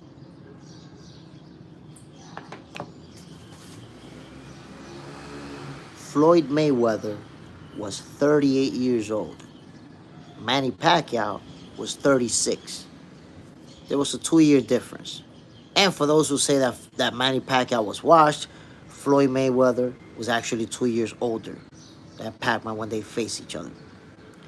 But I bring up their age because Floyd Mayweather was 38 and Pacquiao was 36. And, hold on one second. And right now, Terrence Bud Crawford is 38 and Canelo Alvarez is 36. Or it might be Bud 37 and Canelo 35. We'll figure that out. You guys can put it in the chat. The difference is that the point is that Bud Crawford and Canelo Alvarez are right about the same age as Floyd Mayweather and Manny Pacquiao were when they faced each other. And guess what? That fight was a disappointment. It wasn't as action-packed as we expected. It didn't live up to the expectations. Floyd Mayweather and Manny Pacquiao was a fight that was built. I don't know if it was the fight of the century or the fight of... It was the biggest fight. That was the biggest fight in boxing and the biggest purse in history at the time. What happened in the ring didn't live up to the hype. This time around, Crawford, at the same age that Floyd Mayweather was when he fought Manny Pacquiao, he's going to fight Canelo Alvarez. So who has the toughest opponent? Floyd Mayweather when he fought 36-year-old Pacquiao, or Bud Crawford moving up 2 divisions to fight 35, 36-year-old Canelo Alvarez? And they're about the same age as Manny Pacquiao and Floyd Mayweather, and watch how Bud versus Crawford is going to be more action packed, more entertaining, and most of all, more history making because Crawford is going to become undisputed in the third division. Take that to the bank to go get some pounds.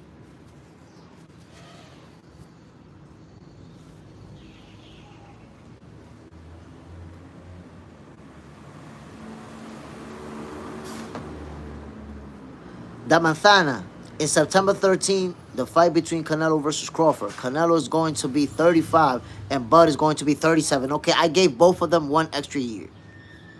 So there you go. So they're right about the same age as Floyd Mayweather and Manny Pacquiao when they fought each other.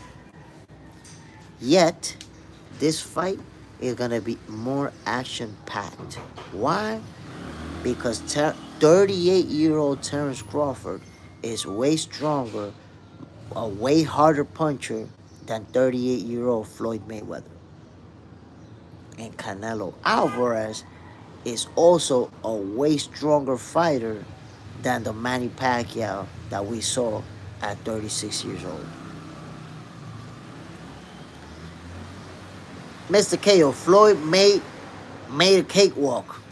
It was easy work, my G. Easy work. Kano Crush. Good morning, Jay Smith. Good morning, my brother. Bam. Appreciate you dropping in.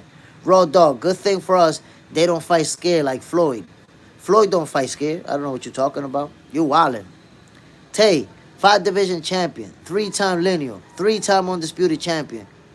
1 pound for pound. Loading. Number 1 pound for pound.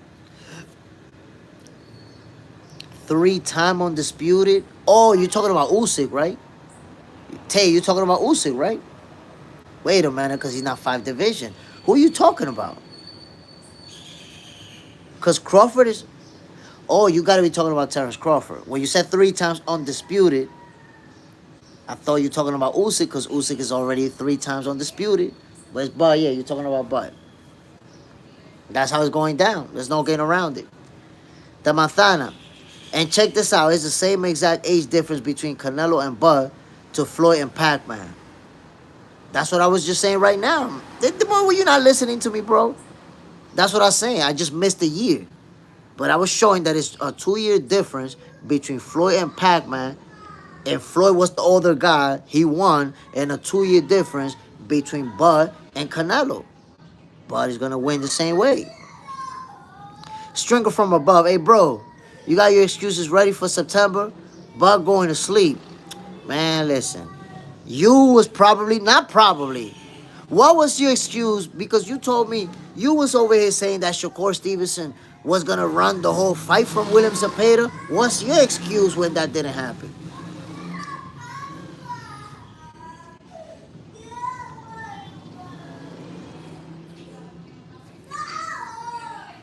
Mellehead, Floyd the GOAT. Mr. KO, Inoue, 2 times undisputed. My peoples, give me a second. Give me a second. I'm going to stand up. When did I tell you that? Oh, okay, then if it wasn't you, my bad. I thought it was you. But there was somebody with a similar name to yours then that was like, yo, nah, Shakur's going to run all night from Zepeda. Haven't seen him since. My peoples, I'm going to get up for a second. Allow me a brief moment, and I'll be right back with you. Hold on one second. Don't leave, my peoples. Boxing for breakfast is still going down.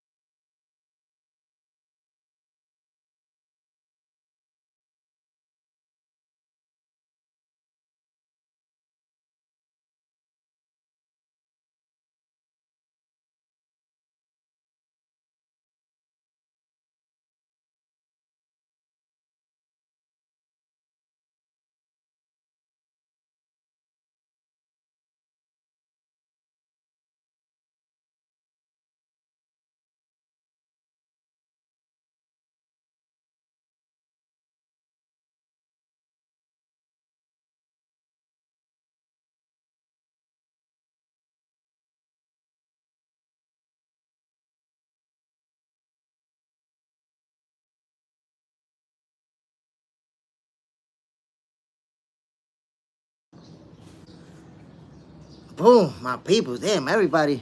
My bad, my peoples. My son had to go to school, had to take him downstairs. I see everybody booked it out of here. They didn't even wait for me. Mr. KO, I know you can't tell me why Canelo beats Crawford. I mean, I can't tell you, I cannot tell you because I got Crawford beating him. I got Crawford winning that fight by unanimous decision. That's how I see it playing out. Whew, raw dog. I don't agree Shakur being a 1,200 favorite and winning is deserving of bumping Benavidez for his pound-for-pound spot. If you don't agree, give me a reason why. I don't agree with Shakur being... So, here's the problem with your take, raw dog. Because you always hate on Shakur Stevenson, you always find an angle to try to hate on him because that's what you do. As opposed, you don't understand that your argument is arguing against yourself. Because saying that Shakur Stevenson is a 1,200 favorite, it just shows that he's a special fighter.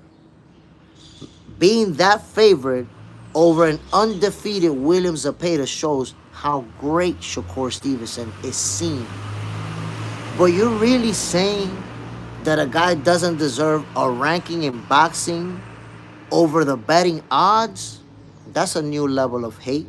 That's wicked. That's a level of wickedness that you're displaying. That's wow. Well, you know, the betting odds, he's too much the favorite. I don't like it. What are we talking about? William Zepeda is a guy who people right here on this YouTube channel, you were here when there were people saying that William Zepeda was going to be too much, that he was going to beat Shakur, that he got too much, that he was going to apply too much pressure and Shakur wasn't going to be able to handle it. Now you're sitting over here talking about, nah, because, you know, he was the favorite, he was the betting favorite, so, man, you gotta stop the Shakur hate, bro. You gotta start. He did earn his spot. He earned it. That's earning it. Beating a William Zepeda in dominating fashion and not running like you said he would, that is earning him. You see, the thing, raw dog, is that every time Shakur proves you wrong, you find a different way to hate on him. So first you said that he was gonna run all night. Now that he won, you're like, oh, well, yeah, he won, but he's the betting favorite. Come on, man. The Shakur hate gotta go, bro. Raw dog, beating Morrell, Plant, and Boo Boo is better than Zepeda. Beating Morrell, Plant, and Boo Boo is better than Zepeda. Okay? Do you realize that you're injecting what is your opinion? You're literally injecting your opinion. That is better according to who? And I'm not saying better or worse, but who told you that that's what's taken into account? Where do you get that that is taken into account? Do you not see that beating what people thought is a much smaller Boo Boo and a much smaller Plant and a much smaller Morrell, they don't, the pound for pound and all those people, they're not going to give Benavidez the same credit that you're going to give them? Do you realize that Boo Boo moved up to fight Benavidez? So did Morrell. So did Plant. What are we talking about here? So you see, there are things that get taken into consideration that because you don't know shit about boxing, you don't understand it. So to a casual fan like yourself, yes, I understand. You can make that argument. But you can make that argument with people who don't know shit about boxing. Mr. KO, great way to start the morning. Oh, no, that's an old ass. Hold on, I'm tripping. That's an old ass. Hold on, let me... Oh, there we go. Stinker from above. Morrell and Plant didn't move up to face DB, to face David Benavidez. Hold on, because they fought him out.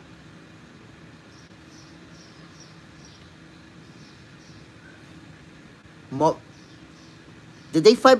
Wait a minute, no. Morrell fought at 168. What are you talking about, bro? Morrell fought at 160 before fighting Benavidez at 168. Hold on, man. I'm gonna have to fact check you on that. Or fact check myself. David Morrell.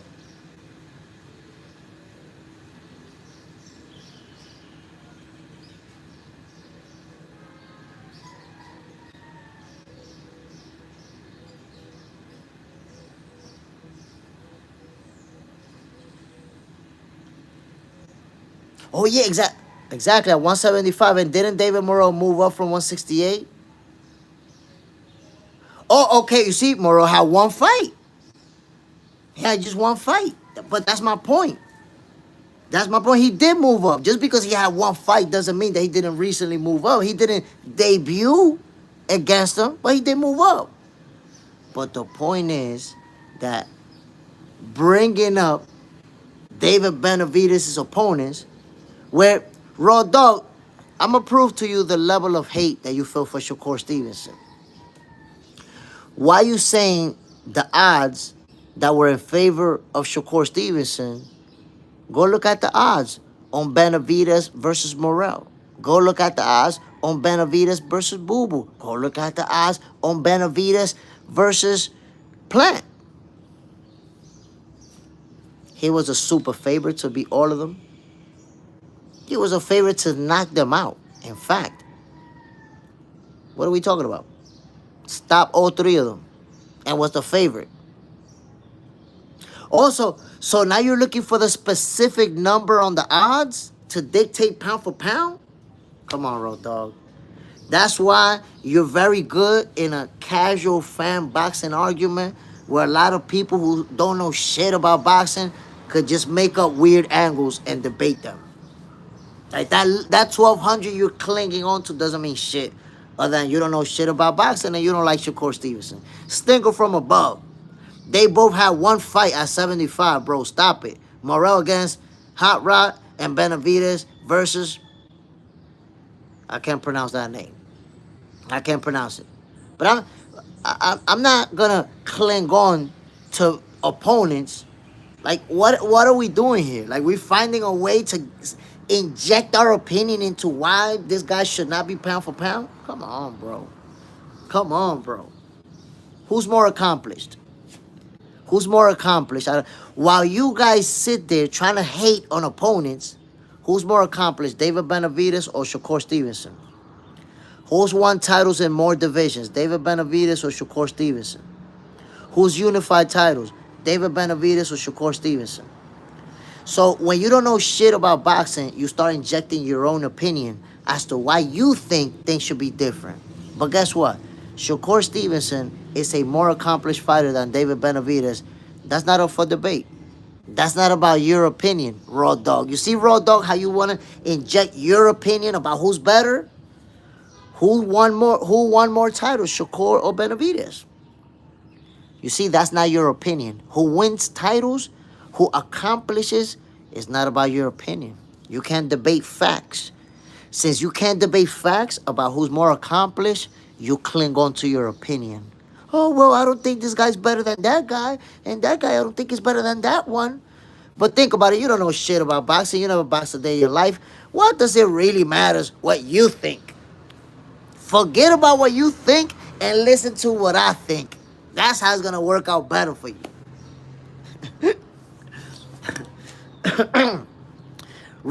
Raw Dog, titles mean squat in this era. It's very interesting for you to say that titles mean squat. Yeah, here we are celebrating Usyk becoming undisputed again. Here we are celebrating Clarissa Shields being undisputed. Here we are celebrating all of these fighters that are becoming world champions.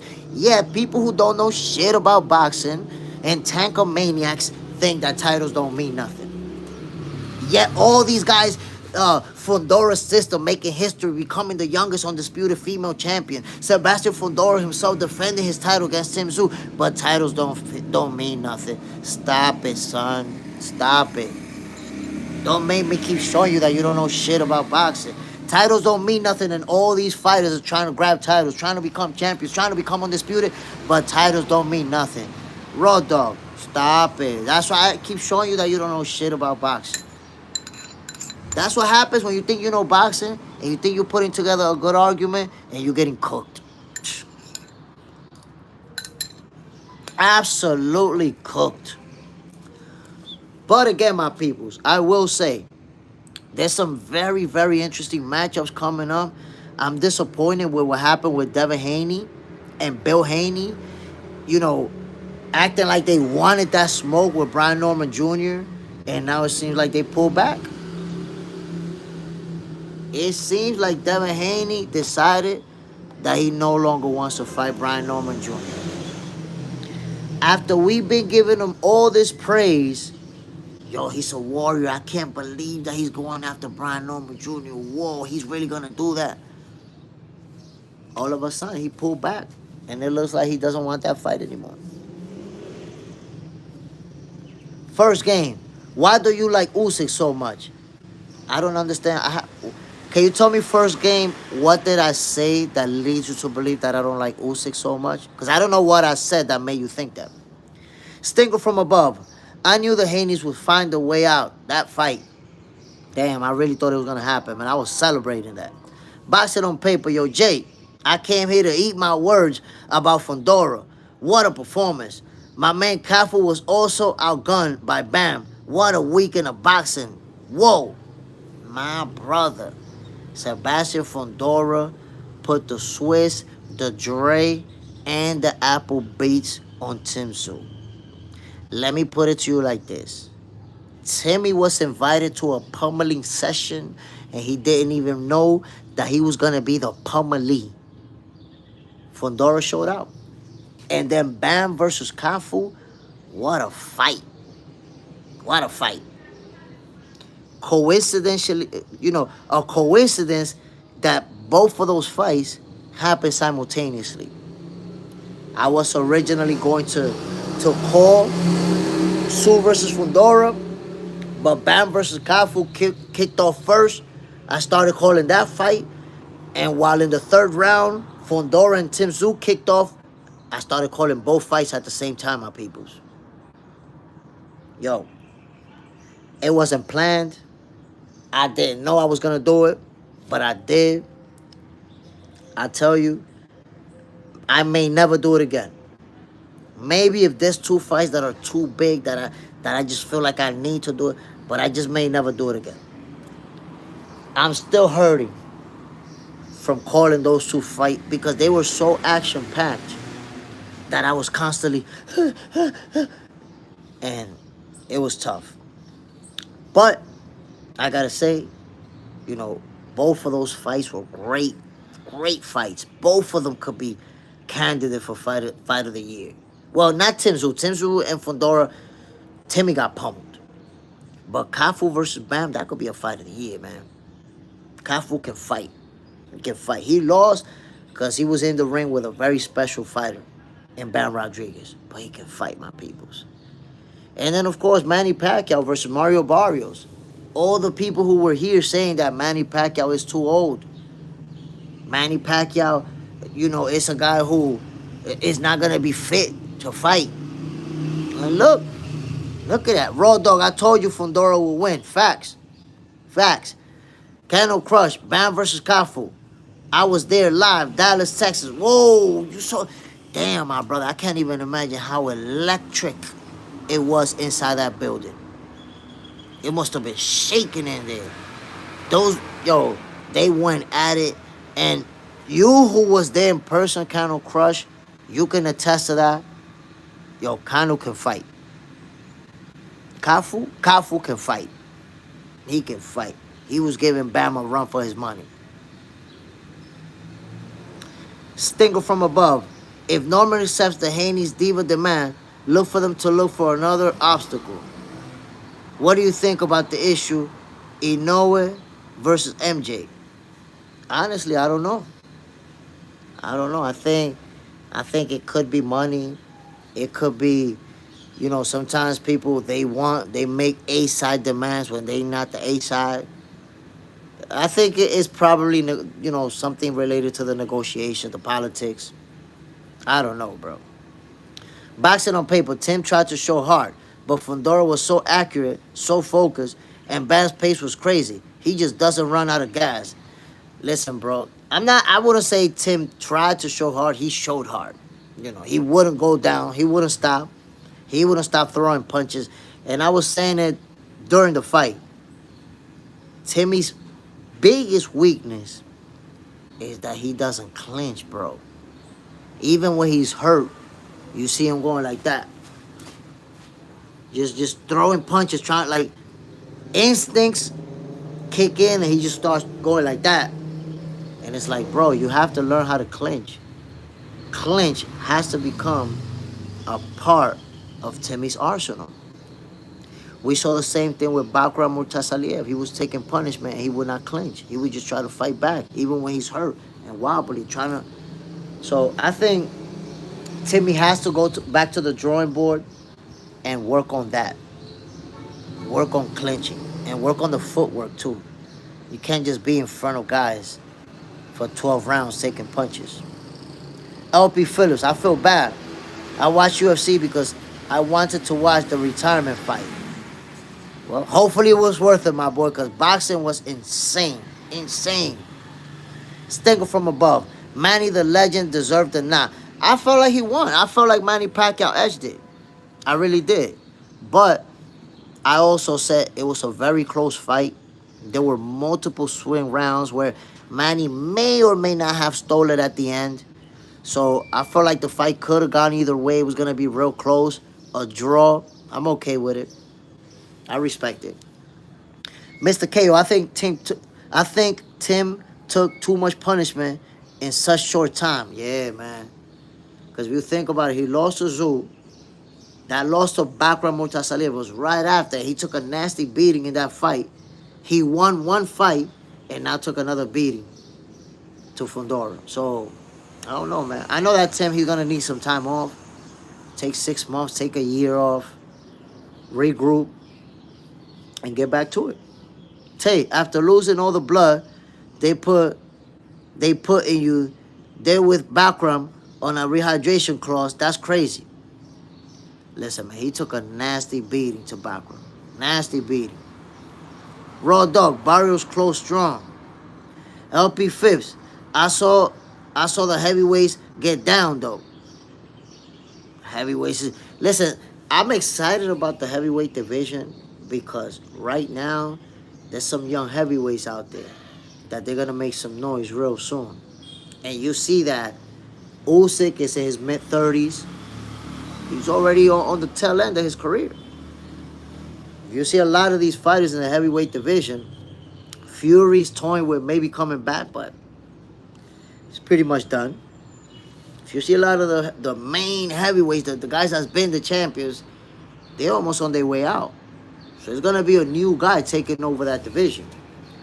Lucy Rosales, Tim is psychologically done. That's a possibility. That's a possibility. I know that losing the first time to Fondora really affected him. And then the way that he lost to Bakram Murtasaliev, you could see that affected him too. They didn't even try to get an immediate rematch. It was like, yeah, this guy whooped our ass. And now losing in such dominant fashion, I know it has to be a tough one. This one is gonna sit with him, cause like, damn, I can't beat this guy. This guy beat me twice, and the second time it was worse. Raw dog, I need Ruiz versus Usyk before they retire. Listen, man, Andy Ruiz, I hate the fact that he's been inactive for such an amount of time because he's so exciting to watch. You know, with Ruiz, you're gonna get those fireworks. You're gonna get excitement. You're gonna get a good fight. But inactivity, man. Andy Ruiz is another PBC fighter who's inactive.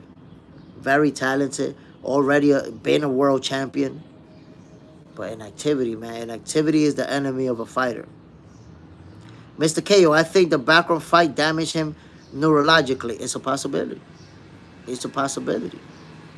But Timmy is taking some nasty punishment in all 3 of the fights that he lost. Tay, who you got, Surdo or Jai? I got Jai. Jai Opataya is a monster. That level of aggressiveness that he displays, his combination punching, his power in both hands. Listen, Surdo, he got power, but damn, he looked so slow in his last fight, bro. He looked so slow. I was like, oh my God. Jai Opetai is gonna eat him alive. Mr. KO, nah. Jared gonna be back, but he not as hungry as them big dogs coming up as well. My brother, Mr. KO, I'm gonna tell you like this. I been gave up on Jared Anderson. And I didn't give up on him when he lost to Bacoli. I gave up on him like 3 years ago when he did an interview and he said that he don't care about titles. It's about money. I'm making my money. I don't care about all that. Right there, I gave up on him. Because when a guy says that, he's showing you that the money already got to his head. Yo, Jared Anderson hasn't even seen millions of dollars like that. And he's already talking money, money, money. Like, this guy's not going to have the discipline. If he already touched a little bit of money and he talking like that, this guy doesn't have the discipline. He's not cut from that cloth. He's not. So when he lost to Bacoli, I wasn't even surprised. I was like, it was only a matter of time before he get his ass kicked. Jared Anderson is in the same mental space as Edgar Berlanga. We big stars. They stars and shit. I think that's a good comparison. Berlanga and Anderson. They're in the same mental space of, I'm a star, I got the ice, I got my entourage, and you ain't accomplished shit in the sport of boxing. Raw dog.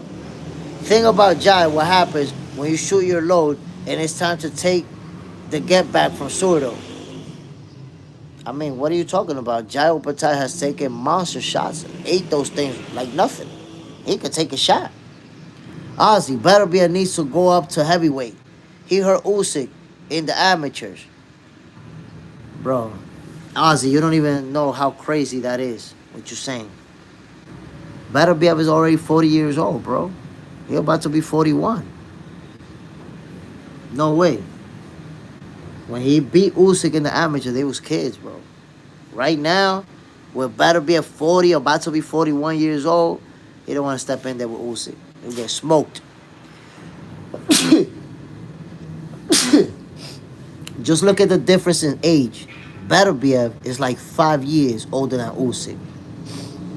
So when they was younger, that 5-year advantage was noticeable. Now, 40-year-old Barrios, 35-year-old Usyk, trust me, he don't want that. LP Phillips. That's what I thought. Ozzy. I can't think of any name, Jay. Who else gonna beat Usyk? Kano Crush. Gracias, manito mío. LT Phillip. God bless you. Thank you, my brother. Who else gonna beat Usyk?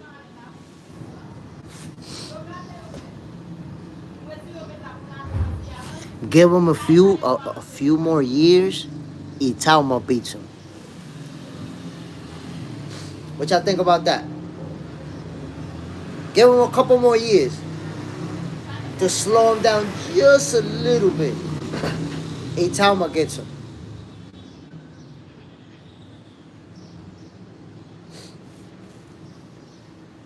What do you think about that? Give him just a little bit more time. Raw dog. Tony went up to heavyweight. He's like 5'7". Marvelous Marvin Hagler for his entire career in one division. What difference does it make? One fighter and the other, what difference does it make? Stop using what other people did to talk about what other people should do, man. That don't make no sense. Tay, only person with a chance to meet is Aggie. Nah, no chance. I don't see it. LP Phillip, he'll retire first. Usyk ain't that crazy.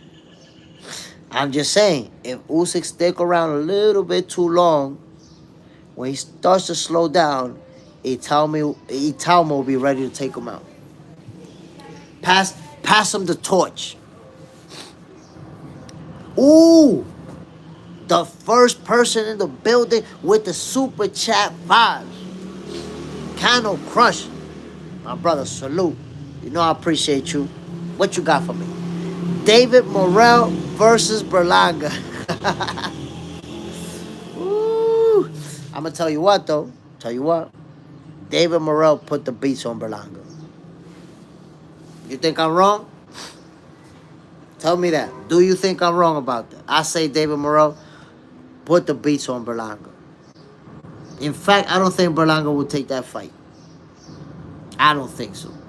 But Berlanga, I told y'all yesterday, man, and I think I said it the day before too. He a hype job. Berlanga's a hype job. As of right now, if you look at Berlanga, matter of fact, Berlanga is a Jared Anderson. You look at Berlanga and look at Jared Anderson, two guys who ain't accomplished shit, but was walking around with big ass chains and an entourage, and yeah, you know, we got money, we the people. Yo, how Edgar Berlanga calling himself the king of New York? Nigga ain't win shit. Yo, I bet you, think about this, my people. I bet you that everybody in here, if I ask you who's the best name Edgar Berlanga beat, you can't name nobody.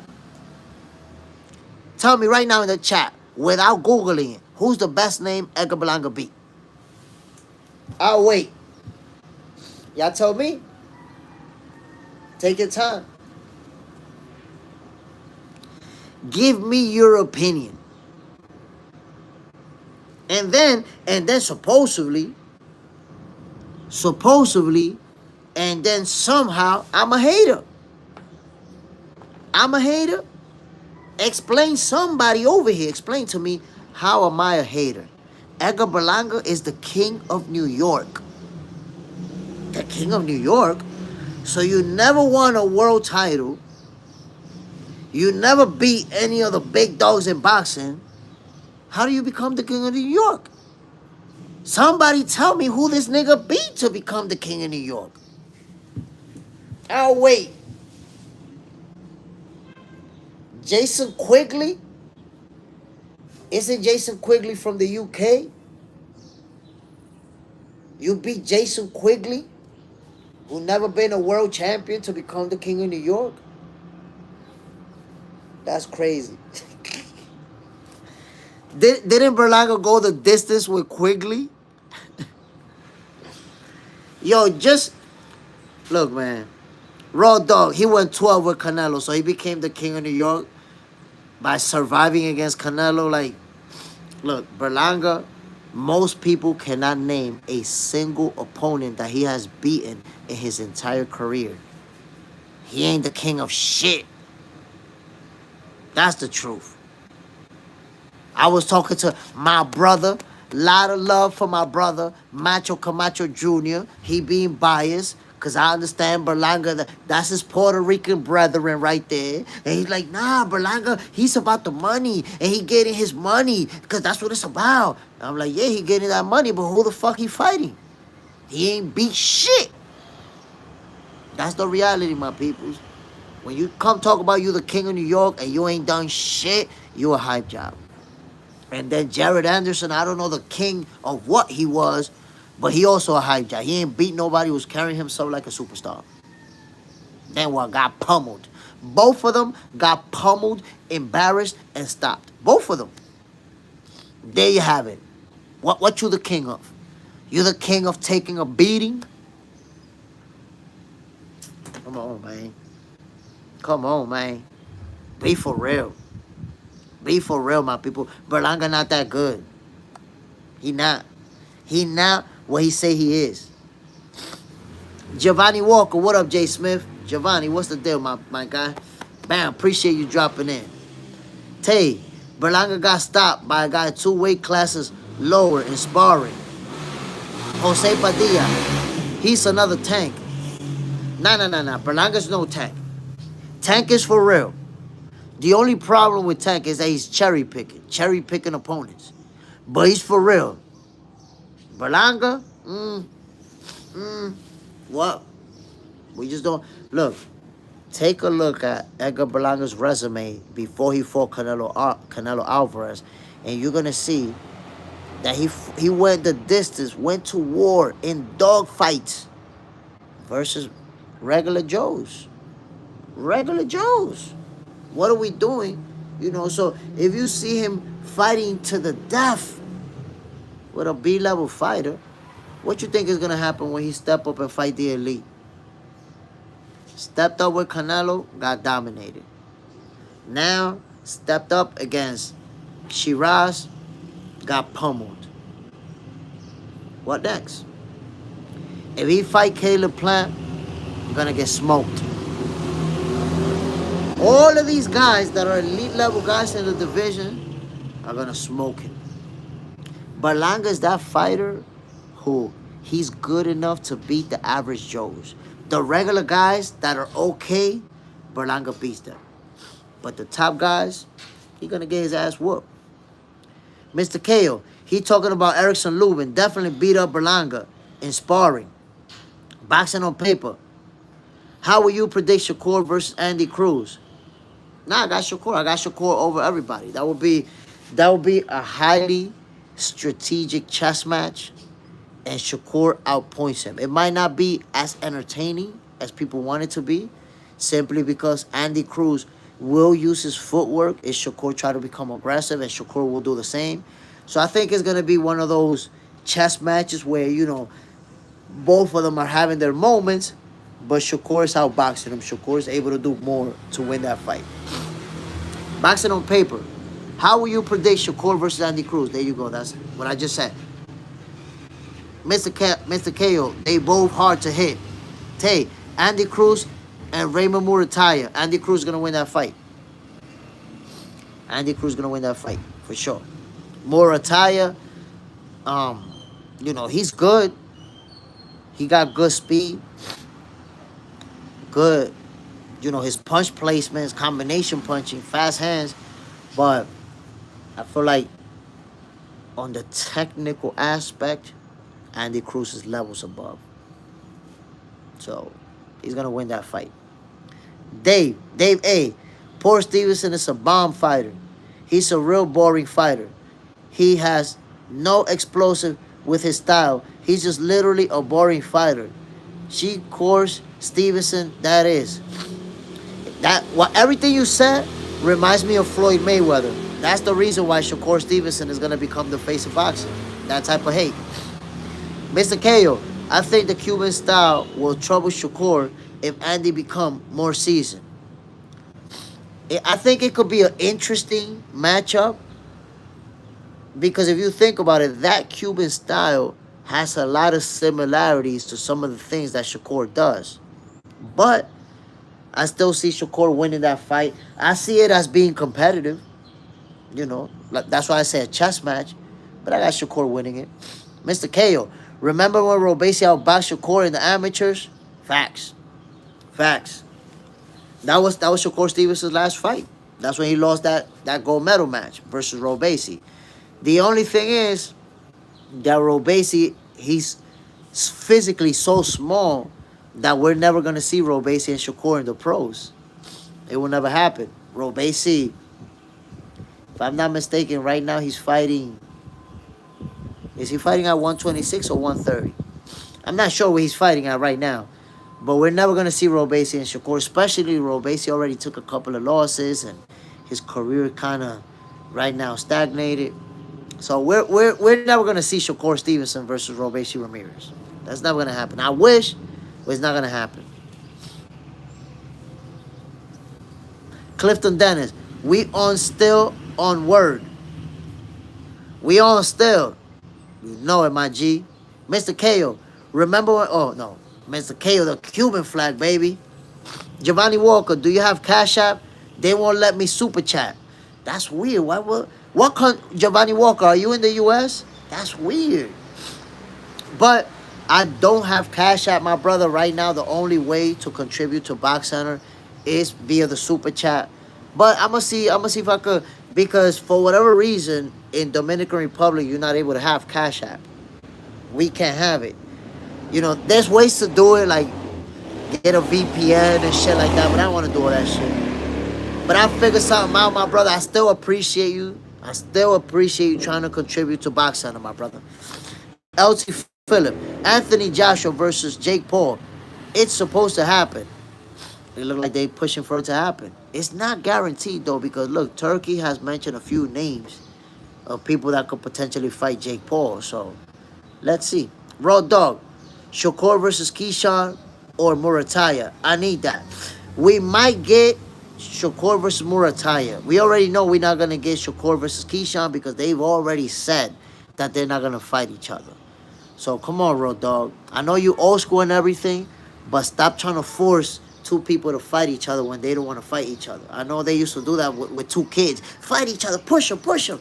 You push them first. They used to do that to little kids.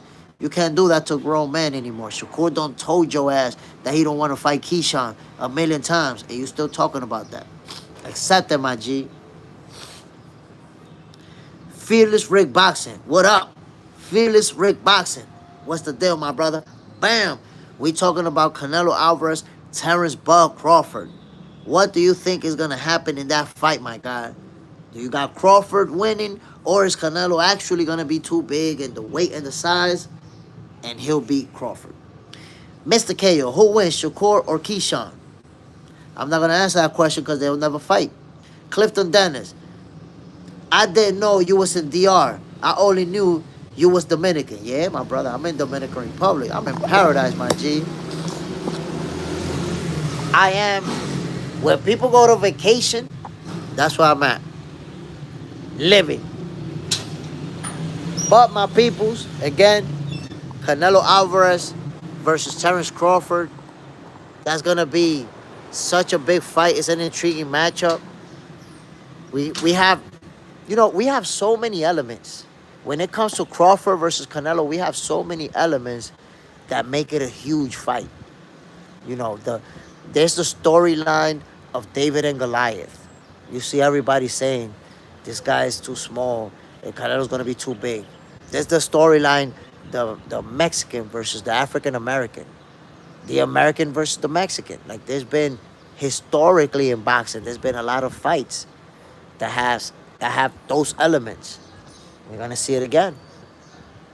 Boxing, USA versus Mexico has seen a lot when it comes to boxing. And this is the latest installment of that. We're gonna be witnessing history, my people. Raw Dog, they got Chinese food there? What you mean they got Chinese food there? My people, there's a lot of Chinese people here in Dominican Republic. A lot of Chinese restaurants too. And a lot of Chinese nail spots. Fearless Rick Boxing, Crawford, Canelo getting a little slower. I agree with you. I got Crawford by unanimous decision. I do have Canelo making it competitive. I do see a good fight. But I think eventually Crawford is going to start to take over and dominate the championship rounds to a comfortable unanimous decision. Clifton Dennis, okay. So when Crawford wins, where do you place him in history? We're going to have that conversation. Look, honestly, it would be foolish of me to place Crawford in history right now off the top of my head, because there's a lot of factors that you really do need to take into consideration. But I will tell you right now, beating Canelo, I know for a fact that Crawford is going to be below the top 20. For a fact, he's going to be below the top 20. Where below the top 20, I'm not sure yet. There's a lot of things to consider, because you can't just be talking crazy now. You got to remember, there's a lot of fighters who beat Hall of Famers, who beat great fighters, who have great wins. So you can't just say, oh, Crawford is the number one of all time, or he's the top 2, top 3. No, wait a minute. Right now, without looking at resumes, I know that beating Canelo, he's going to be top 20. Top 20, I feel comfortable. I'll stand on that. But then after the top 20, I have to start looking at those names, comparing resume. But that's it. Crawford is an all-time great. Beating Canelo, forget about being one of the best of this era. Damn, man. Goddamn mosquitoes are killing me. Beating Canelo is not just going to make him one of the best of this era. He already is that. It's going to make him an all-time great. Juan Ocasio, Chinese people everywhere. Yeah. I mean, but you could say that almost about everybody, because Dominicans is everywhere. Dominicans is in Australia, in Japan, in the Netherlands. Like everywhere you go, you're gonna find at least 2 or 3 Dominicans sticking around. Giovanni Walker. After Gary Russell called out Lamar Roach, do you think Lamar Roach and Gary Russell Jr. is a good fight? Look, man, Gary Russell Jr. has experienced a lot of inactivity throughout most of his career. I mean the second half of his career, a lot of inactivity, my people. And I don't know if he's ready for a guy like Lamar Roach, to be honest. I don't know. It's a good fight. It's a competitive fight, but I don't know. I got Lamar Roach winning that fight if they face each other. Mr. KO, that's who I got. Daniel Hunter, USA. Where you from? Dominican Republic, my brother. So I have to say, look, because we kind of digressed from the whole Canelo Alvarez-Terence Crawford fight. September 13th cannot come soon enough, my peoples. We got Mexico versus the USA. We got Daniel Hunter from USA. We got Mexico versus USA. We got the African-American fighter versus the Mexican fighter. We got the 2 pound-for-pound fighters, the 2 multi-division undisputed champions. There are so many elements that tell me this is going to be a mega fight. It's going to be on Netflix. This thing is going to break viewership records. It's going to... I'm talking about, imagine this fight being viewed by over 100 million people. That can actually happen. Mike Tyson versus Jake Paul was viewed by 100 million people. And y'all know that was a circus show. Almost 60-year-old Mike Tyson, Jake Paul.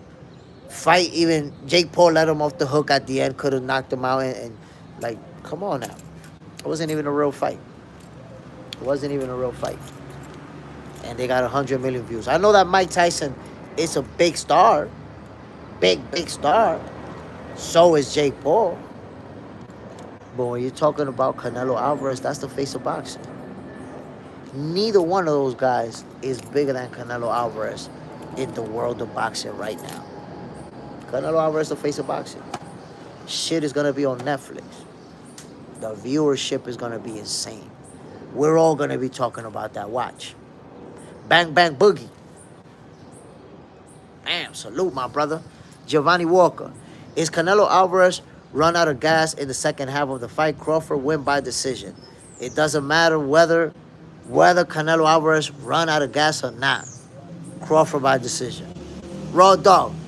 We're going to grill carne asada and pound bistos while watching Canelo versus Bud. Ooh, wanna be eating good. I don't know. I think I'm going to just get some pizza, get some tacos, you know, some regular munchies, and just go at it. Bang Bang Boogie. We need a 140-pound tournament. Guard versus Hitchens and Matia versus Tszyu. Winner for undisputed. I like that. I like that. You know, I think now that you mentioned that the sanctioning body should find a way to work with each other so that there could be unification fights every certain amount of time. You know, like, let me give you an example. Every June, the IBF and the WBC champion got to fight each other. Every year in June or around that time, the WBC and the IBF champion. And then the WBF, damn, I said the WBF, the WBO and the IBF, whichever one I missed. But the point is that sanctioning bodies should work together so that they could do unification bouts every year. That way, they will lead up to undisputed. Superman Smith, good morning. Good morning, my brother. Man, appreciate you dropping in. Michael, Pacman at 46-year-old, they're absolutely fantastic. Listen, bro, there was somebody yesterday telling me that because he was 46, he was going to be too slow. He wasn't going to have the energy to go the 12 rounds. Buddy haven't even showed up today after all that bullshit he was talking about. I told him, I try to tell people, Manny Pacquiao It's a fighter who takes care of his body, who's in extremely good shape. I expected nothing less from Manny Pacquiao, and he did it. He showed out. I even felt like he edged out the win. I really did. But it was close enough. I can respect it. I can respect the draw simply because it was a close fight. We're not going to say now that Manny dominated or took it from Barrios. It was close. I could hang with the draw. Fearless Rick Boxing. Pacman won. Yeah, I felt that he won, but I felt like he edged it. Like it was close enough to where I wouldn't go as far as saying he dominated Barrios or he put the beats on him. Barrios had his moments as well. And then there was some times where Manny Pacquiao tried to steal the... I think that's where we see the difference. There was times where Manny Pacquiao tried to steal the rounds at the end of it. Landing a few shots. In some cases, I feel like maybe I gave him that round because at the end he stole it. But maybe the judges took the whole round as a body and said, nah. Those last few punches was good, but it's not going to give you the round.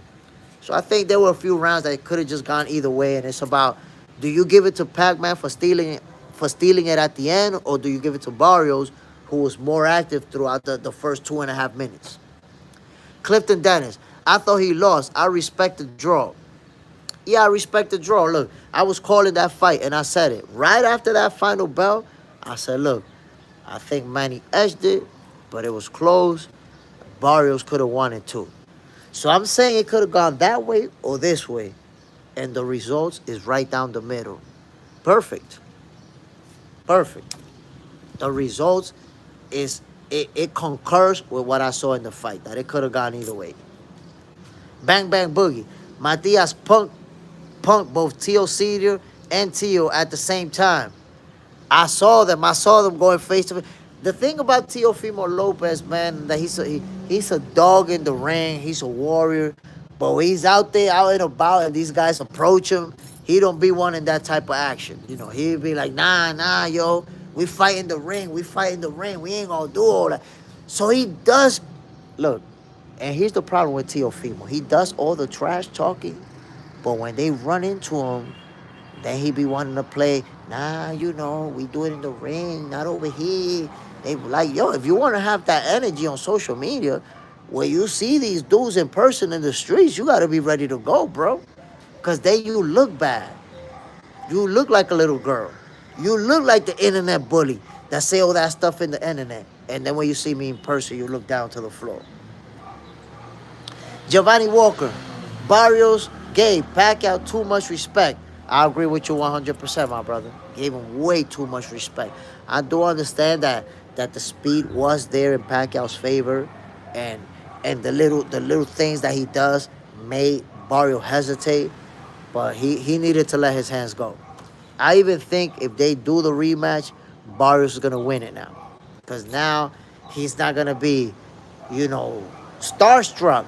It's like almost every time Barrios was talking about Pacquiao, he was kissing his ass. Yeah, I really got a lot of respect. Like, that's mostly what he spoke about, how much respect he got for Pacquiao. And at one point, you got to tune that shit out. And that's my opponent. I'm going to beat your ass. Barrios fought in a way like there was way too much respect. Mr. KO, Subriel Flatfoot Matias. You wrong for that. Bang Bang Boogie. I will be surprised if Tio makes it to the 8th round. If Tio makes it to the 8th round versus who? Versus Subriel? I got Tio winning that fight, bro. I got Tio putting the beats on Subriel Matias. I'm going to keep it 100 with y'all. Fearless Rick Boxing. Yeah, true. It's a fight, G. Listen, I got Teofimo Lopez putting the beats, outclassing Subriel Matias. Why? Because Subriel is flat-footed, man. And Teofimo Lopez, like him or not, he's a technician. If he decides to box you, to use his footwork to move, look at the last fight. Look how he put the beats on this guy, on Barboza. Barboza was saying that he was going to knock Teofimo out. Teofimo made it look easy against him. Boxed him, used the footwork. In fact, we saw in that fight that Teofimo is not just somebody that's going to stand there and bang with you. He's not just a slugger. He's a guy that can box you, that can use the footwork, that can give you the angles. We saw it. We saw it, my people. Barrios said Manny on lace. On lace. Barrios said Manny was cracking. Yeah, he felt that. He felt that. He saw the speed and he felt the power. But he said Manny was cracking because he got caught with a few good shots that he got caught flush. I will say, if you look at Manny Pacquiao, if you look at the tape and you compare it to the old version of Manny Pacquiao, his power's not there. He still got a little good pop that make you respect him because he know how to put leverage behind his punches, but he don't got power like that. You know, he has absolutely nothing left that could actually hit Barrios and put him in bad shape. He don't got that type of power. Tio, I got my tia stopping Tio. I don't know. I don't know how you see it that way, bro. I don't even know. Lucy Rosales, Tio King of New York. You see, Tio could say he's the king of New York. I don't know where Edgar Berlanga got that from. Like, yo, Edgar Berlanga, man, he don't got no friends. He don't got no friends. He looked to me like somebody who surround himself with ass kisses. People that's gonna laugh at your every corny joke. People that's gonna agree with everything you say. Because if I'm your friend and you got a resume like Edgar Berlanga, and you show up on social media talking about you the king of New York, if I'm your friend, I'm gonna pull you aside, B. And I'm gonna be like, bro, this is me pulling Edgar Berlanga aside. Bro, you never beat a world champion. You haven't accomplished shit in the sport of boxing. You're not the king of shit.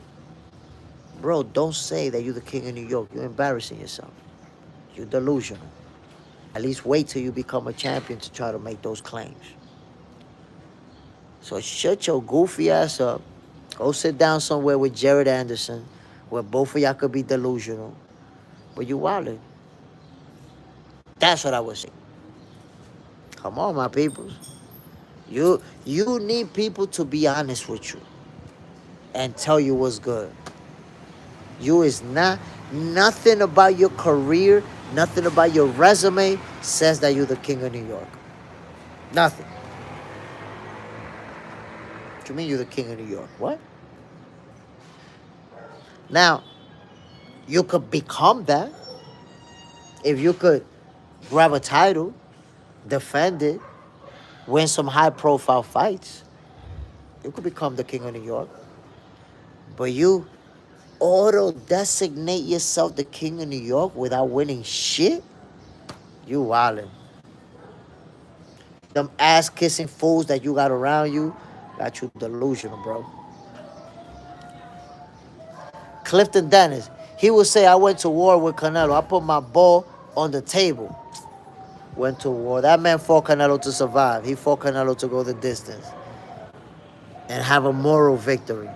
That man gonna be telling his grandkids, one day I went to fight Canelo Alvarez and I went a full 12 rounds. Yo, the last bell rang and Berlanga was smiling. He was just happy to be there. Superman, that's OD, Smith. Yo, I'm just being honest, my brother. I'm just being honest. I'm just being real, man. Like, it's goofy as hell for Berlanga to say that he's the king of New York when he hasn't done anything in boxing. Most people cannot name a single fighter he beat. Tay, I'll never forget when Subir retired Malik Iceman Hawkins, a TMT fighter. Damn, man. Why will you never forget that? Did you enjoy that beating? Clifton Dennis. Bang Bang Hitchens is T.O.'s toughest champion, bro. Hitchens is T.O.'s toughest champion or toughest competition, you mean, I think. I mean, Richards and Hitchens versus Teofimo Lopez is a good fight. I'd like to see it. You can get me in on board with that one. Superman. You call your man's goofy? Yeah. Yo, if your man's in him is acting goofy as hell, you got to tell him. I'm not calling him goofy. He is being goofy and needs to know. You ain't gonna come over here with these goofy actions. Now you're being a habitual goofy offender. Love more Hinduism. Pac should retire. I agree with you 100%. 100%. Had a great fight. Fought to a draw with a reigning world champion. You keep coming back. Eventually, you're gonna get hurt. Superman, haha, war with that parade on a loss. Damn, bro. Edgar Berlanga, man. I'm telling you, that was so embarrassing. Like the way that he was doing all that trash talking, and I'm the king of New York, and with the entourage, and yeah, I own these streets, and look, you got pummeled. I think Fat Joe didn't even wait for Berlanga. I think Fat Joe watched him getting pummeled, was like, yo, let's get the hell out of here, man. This nigga out here getting beat up. Yo, I'm telling you, I can picture Fat Joe telling the homies, like, yo, man, listen, this nigga out here getting beat up. Let's get the fuck out of here. Does anyone know if Fat Joe actually waited for Berlanga? My bad, yo, but I you know, if you talk all that shit you talking, trust me, when you get your ass beat up, you're gonna get it. It's gonna come back.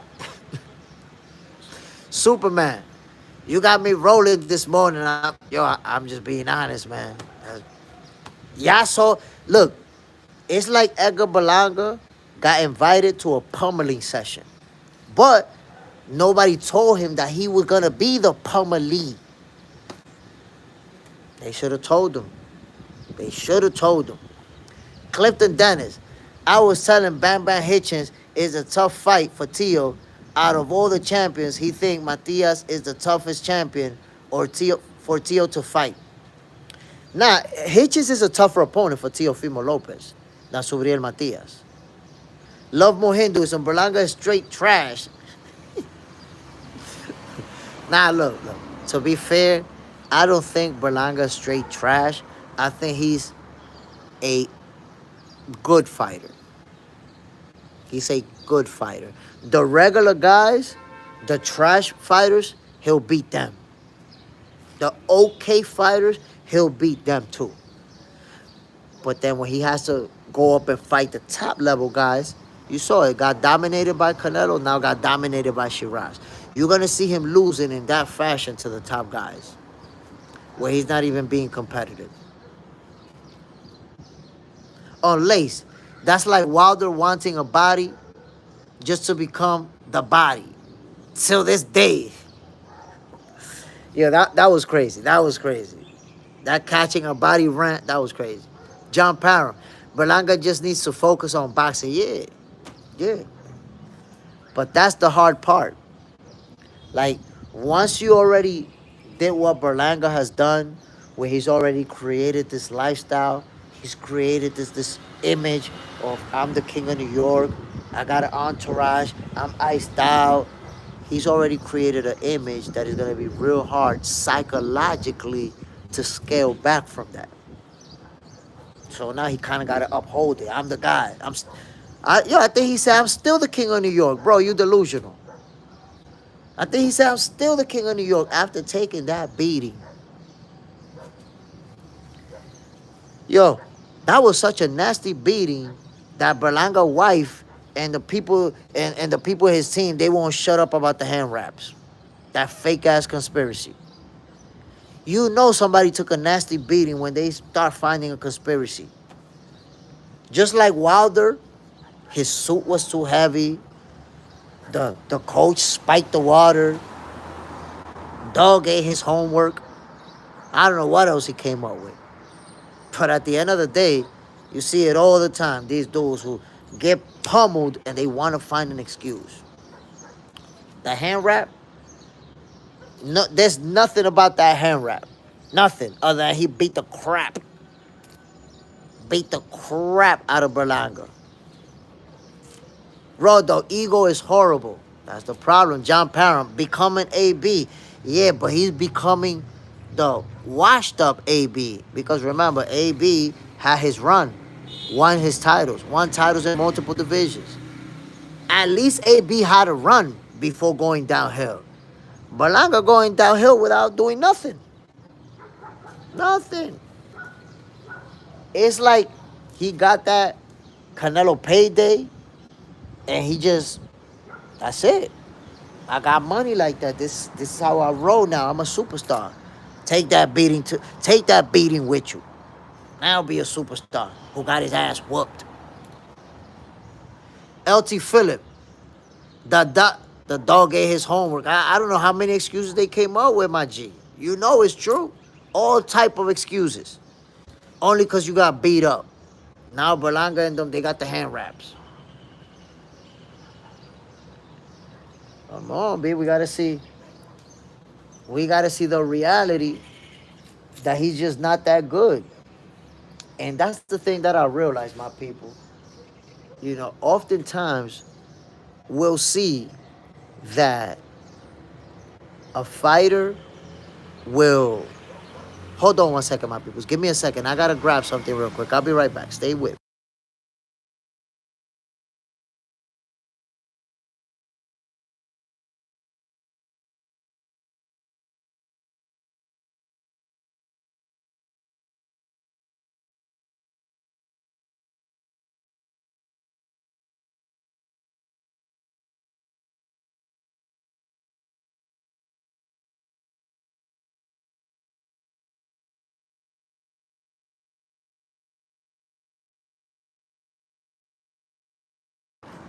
My peoples, I'm gonna show y'all something funny.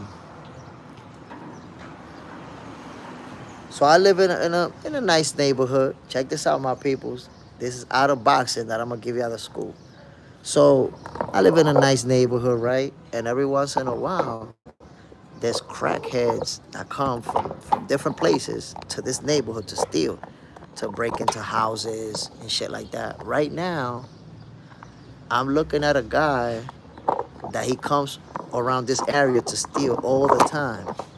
But his strategy is that he act like he's looking for something in the garbage. He acts like he's trying to do something, like he's trying to fix something. But in reality, he's looking for something to steal, right? And I'm watching him right now all the way over there. Y'all see him right there? I'm watching him right there. And this guy is really out there, you know. So right now, guys, what y'all looking at? Está bien, dale. Está bien.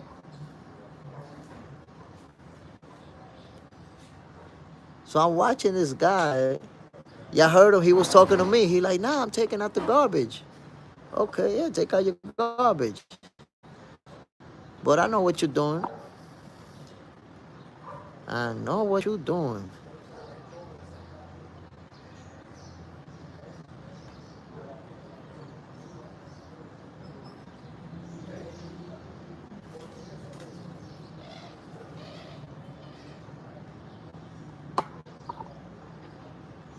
Look, somebody found him.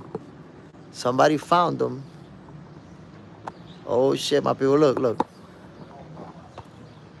Somebody found him. Somebody approached him, my peoples. And I was like, nah, just...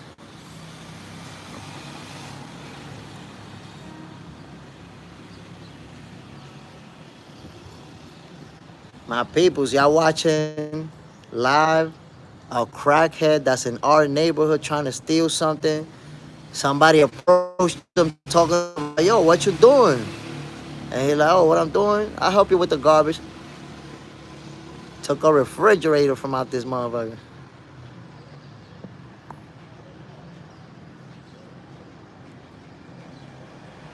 God damn, I don't know if we witnessing, like, how far is he gonna take that whole refrigerator?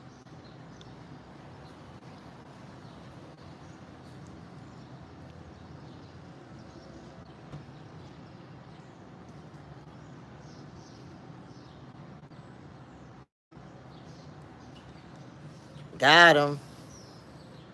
Santiago's finest.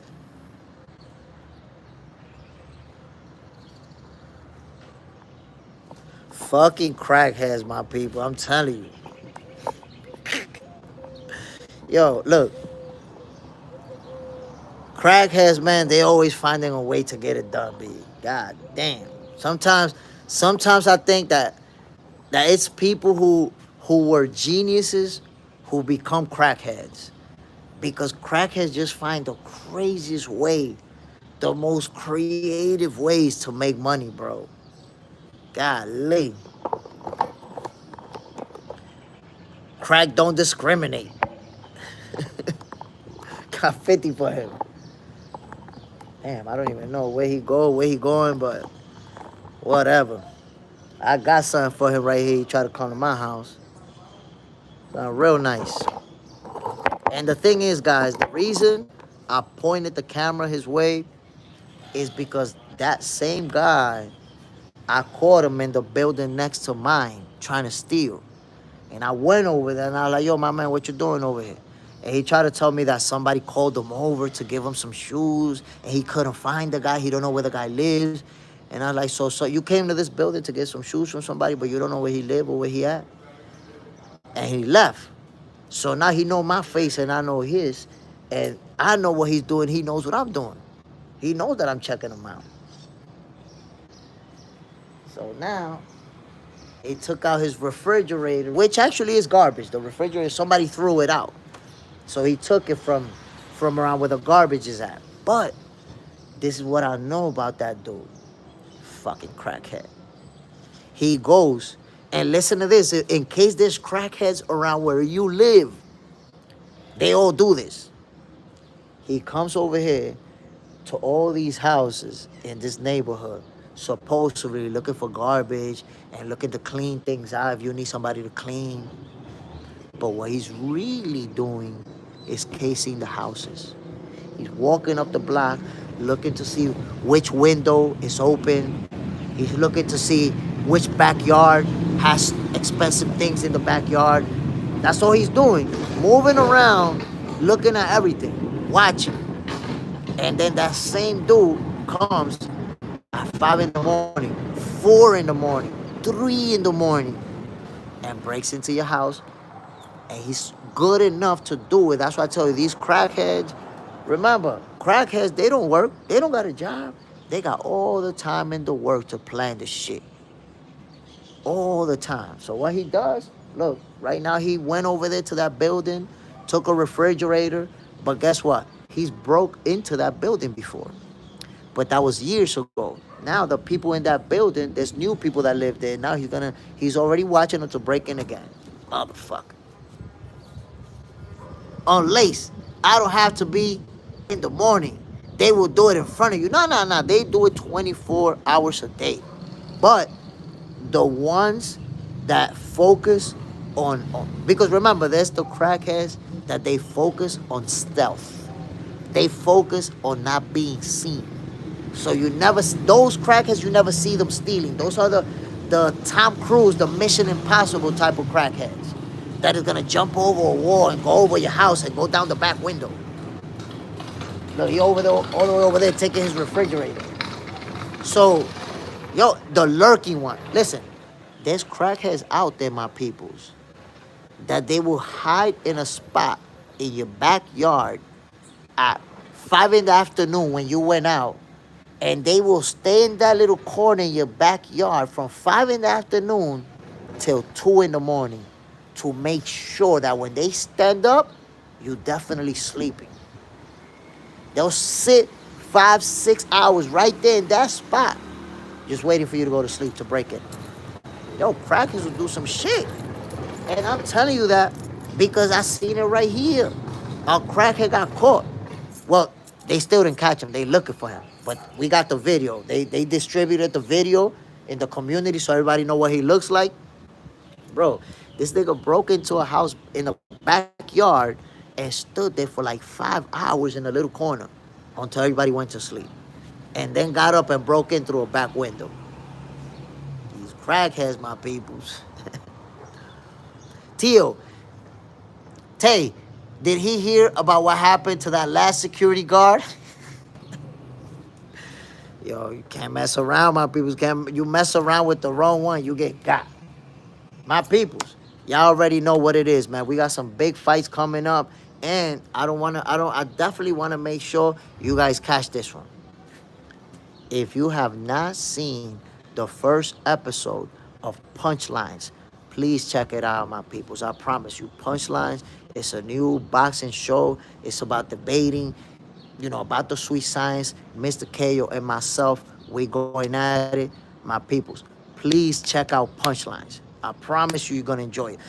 There's crackheads everywhere. That's a fact. Crackheads everywhere. Look. This is actually a really nice neighborhood. But But if you don't live in a crackhead infested neighborhood, they go to your neighborhood from their crack infested neighborhood. So you're still gonna see crackheads. The way of the world, my people. The way of the world. You know what's the only way? You know what's the only way that you could really get away from crackheads? The only way that you could get away from crackheads is by moving into a gated community where they can't go in.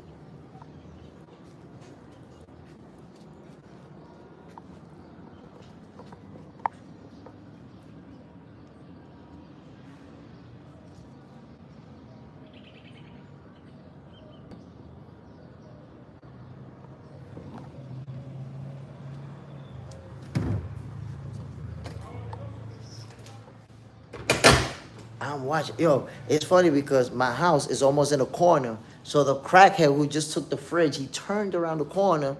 And when he's in the next street, he can see my house. And I can see him. And I went out and I'm looking at him and he's looking at me. It's almost like he's like, damn, this motherfucker's, he watching me. He know I'll be on it.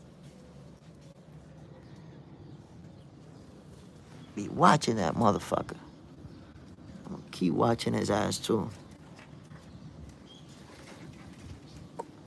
When's the last time, my people, y'all saw somebody taking a whole refrigerator with them? One person. What kind of shit is that? I'm watching his ass, though. I'm watching him for sure.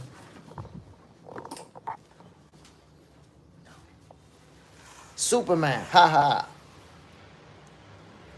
John and Uncle Lace. They be having everything for the low. That's where you're going to get the best prices, my brother. That PlayStation that you can't afford, a crackhead can get it for you for $100.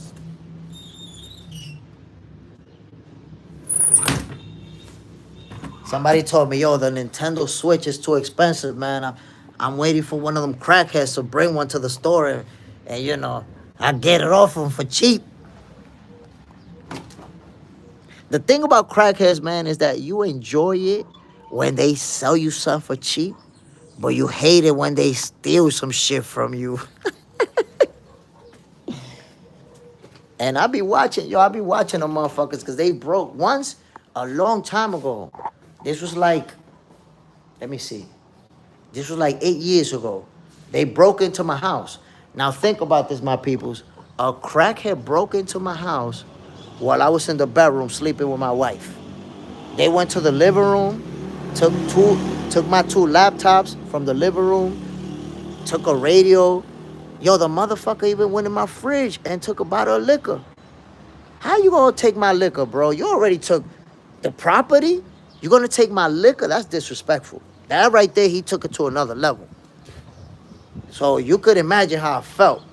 Okay, you got the laptop. Okay, you got the radio. Okay, you got a little bit of money that was right there. But you're going to take the liquor from the refrigerator and you see that shit is cold and unopened? That's another level of disrespect, my people. I know y'all got to be rocking with me on that one. You can't stand for that. You cannot stand for that. But luckily, my brother, Mama Juana, I had a Johnny Walker Gold label. And it was gone just like that. I didn't even get one zip. I didn't even taste it. Had the seal and everything.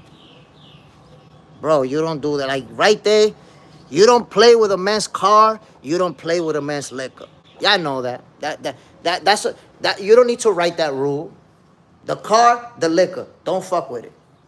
Everything else is up for grabs.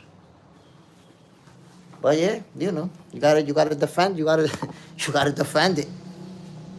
Juan Ocasio, damn, not the Johnny Walker, bro. I did not even open it. Dude took, I'm telling you, he was in the house. He was inside the house for a little bit of time because he took quite a few things. I could tell the person came in here with a bag, some type of book bag or bag, where they put stuff in it because there was a camera outside that caught him going in and going out. So he filled up a nice little bag. But if you already got your nice little come up, how you gonna take the liquor, bro? You at least need to leave that behind so I could get over the pain of the shit that you took. Anyways, my peoples, I just want to say salute to everybody who tuned in this morning to Boxing for Breakfast. I appreciate everyone. John Parham, Love More Hinduism, LT Phillips, Green Rapper, Green Ranger, John Ocasio, Sharon X, Low-Key Funny. Understand, though. You got to understand it. Fearless Rick Boxing, salute, my brother. And everybody else who tuned in this morning. Y'all already know what it is, man. This is Boxing for Breakfast. I'm Jay Smith. I'm the host. This is Box Hunter, your favorite boxing show. Tomorrow at 6 o'clock in the morning. We're going to do it again, my peoples. Peace.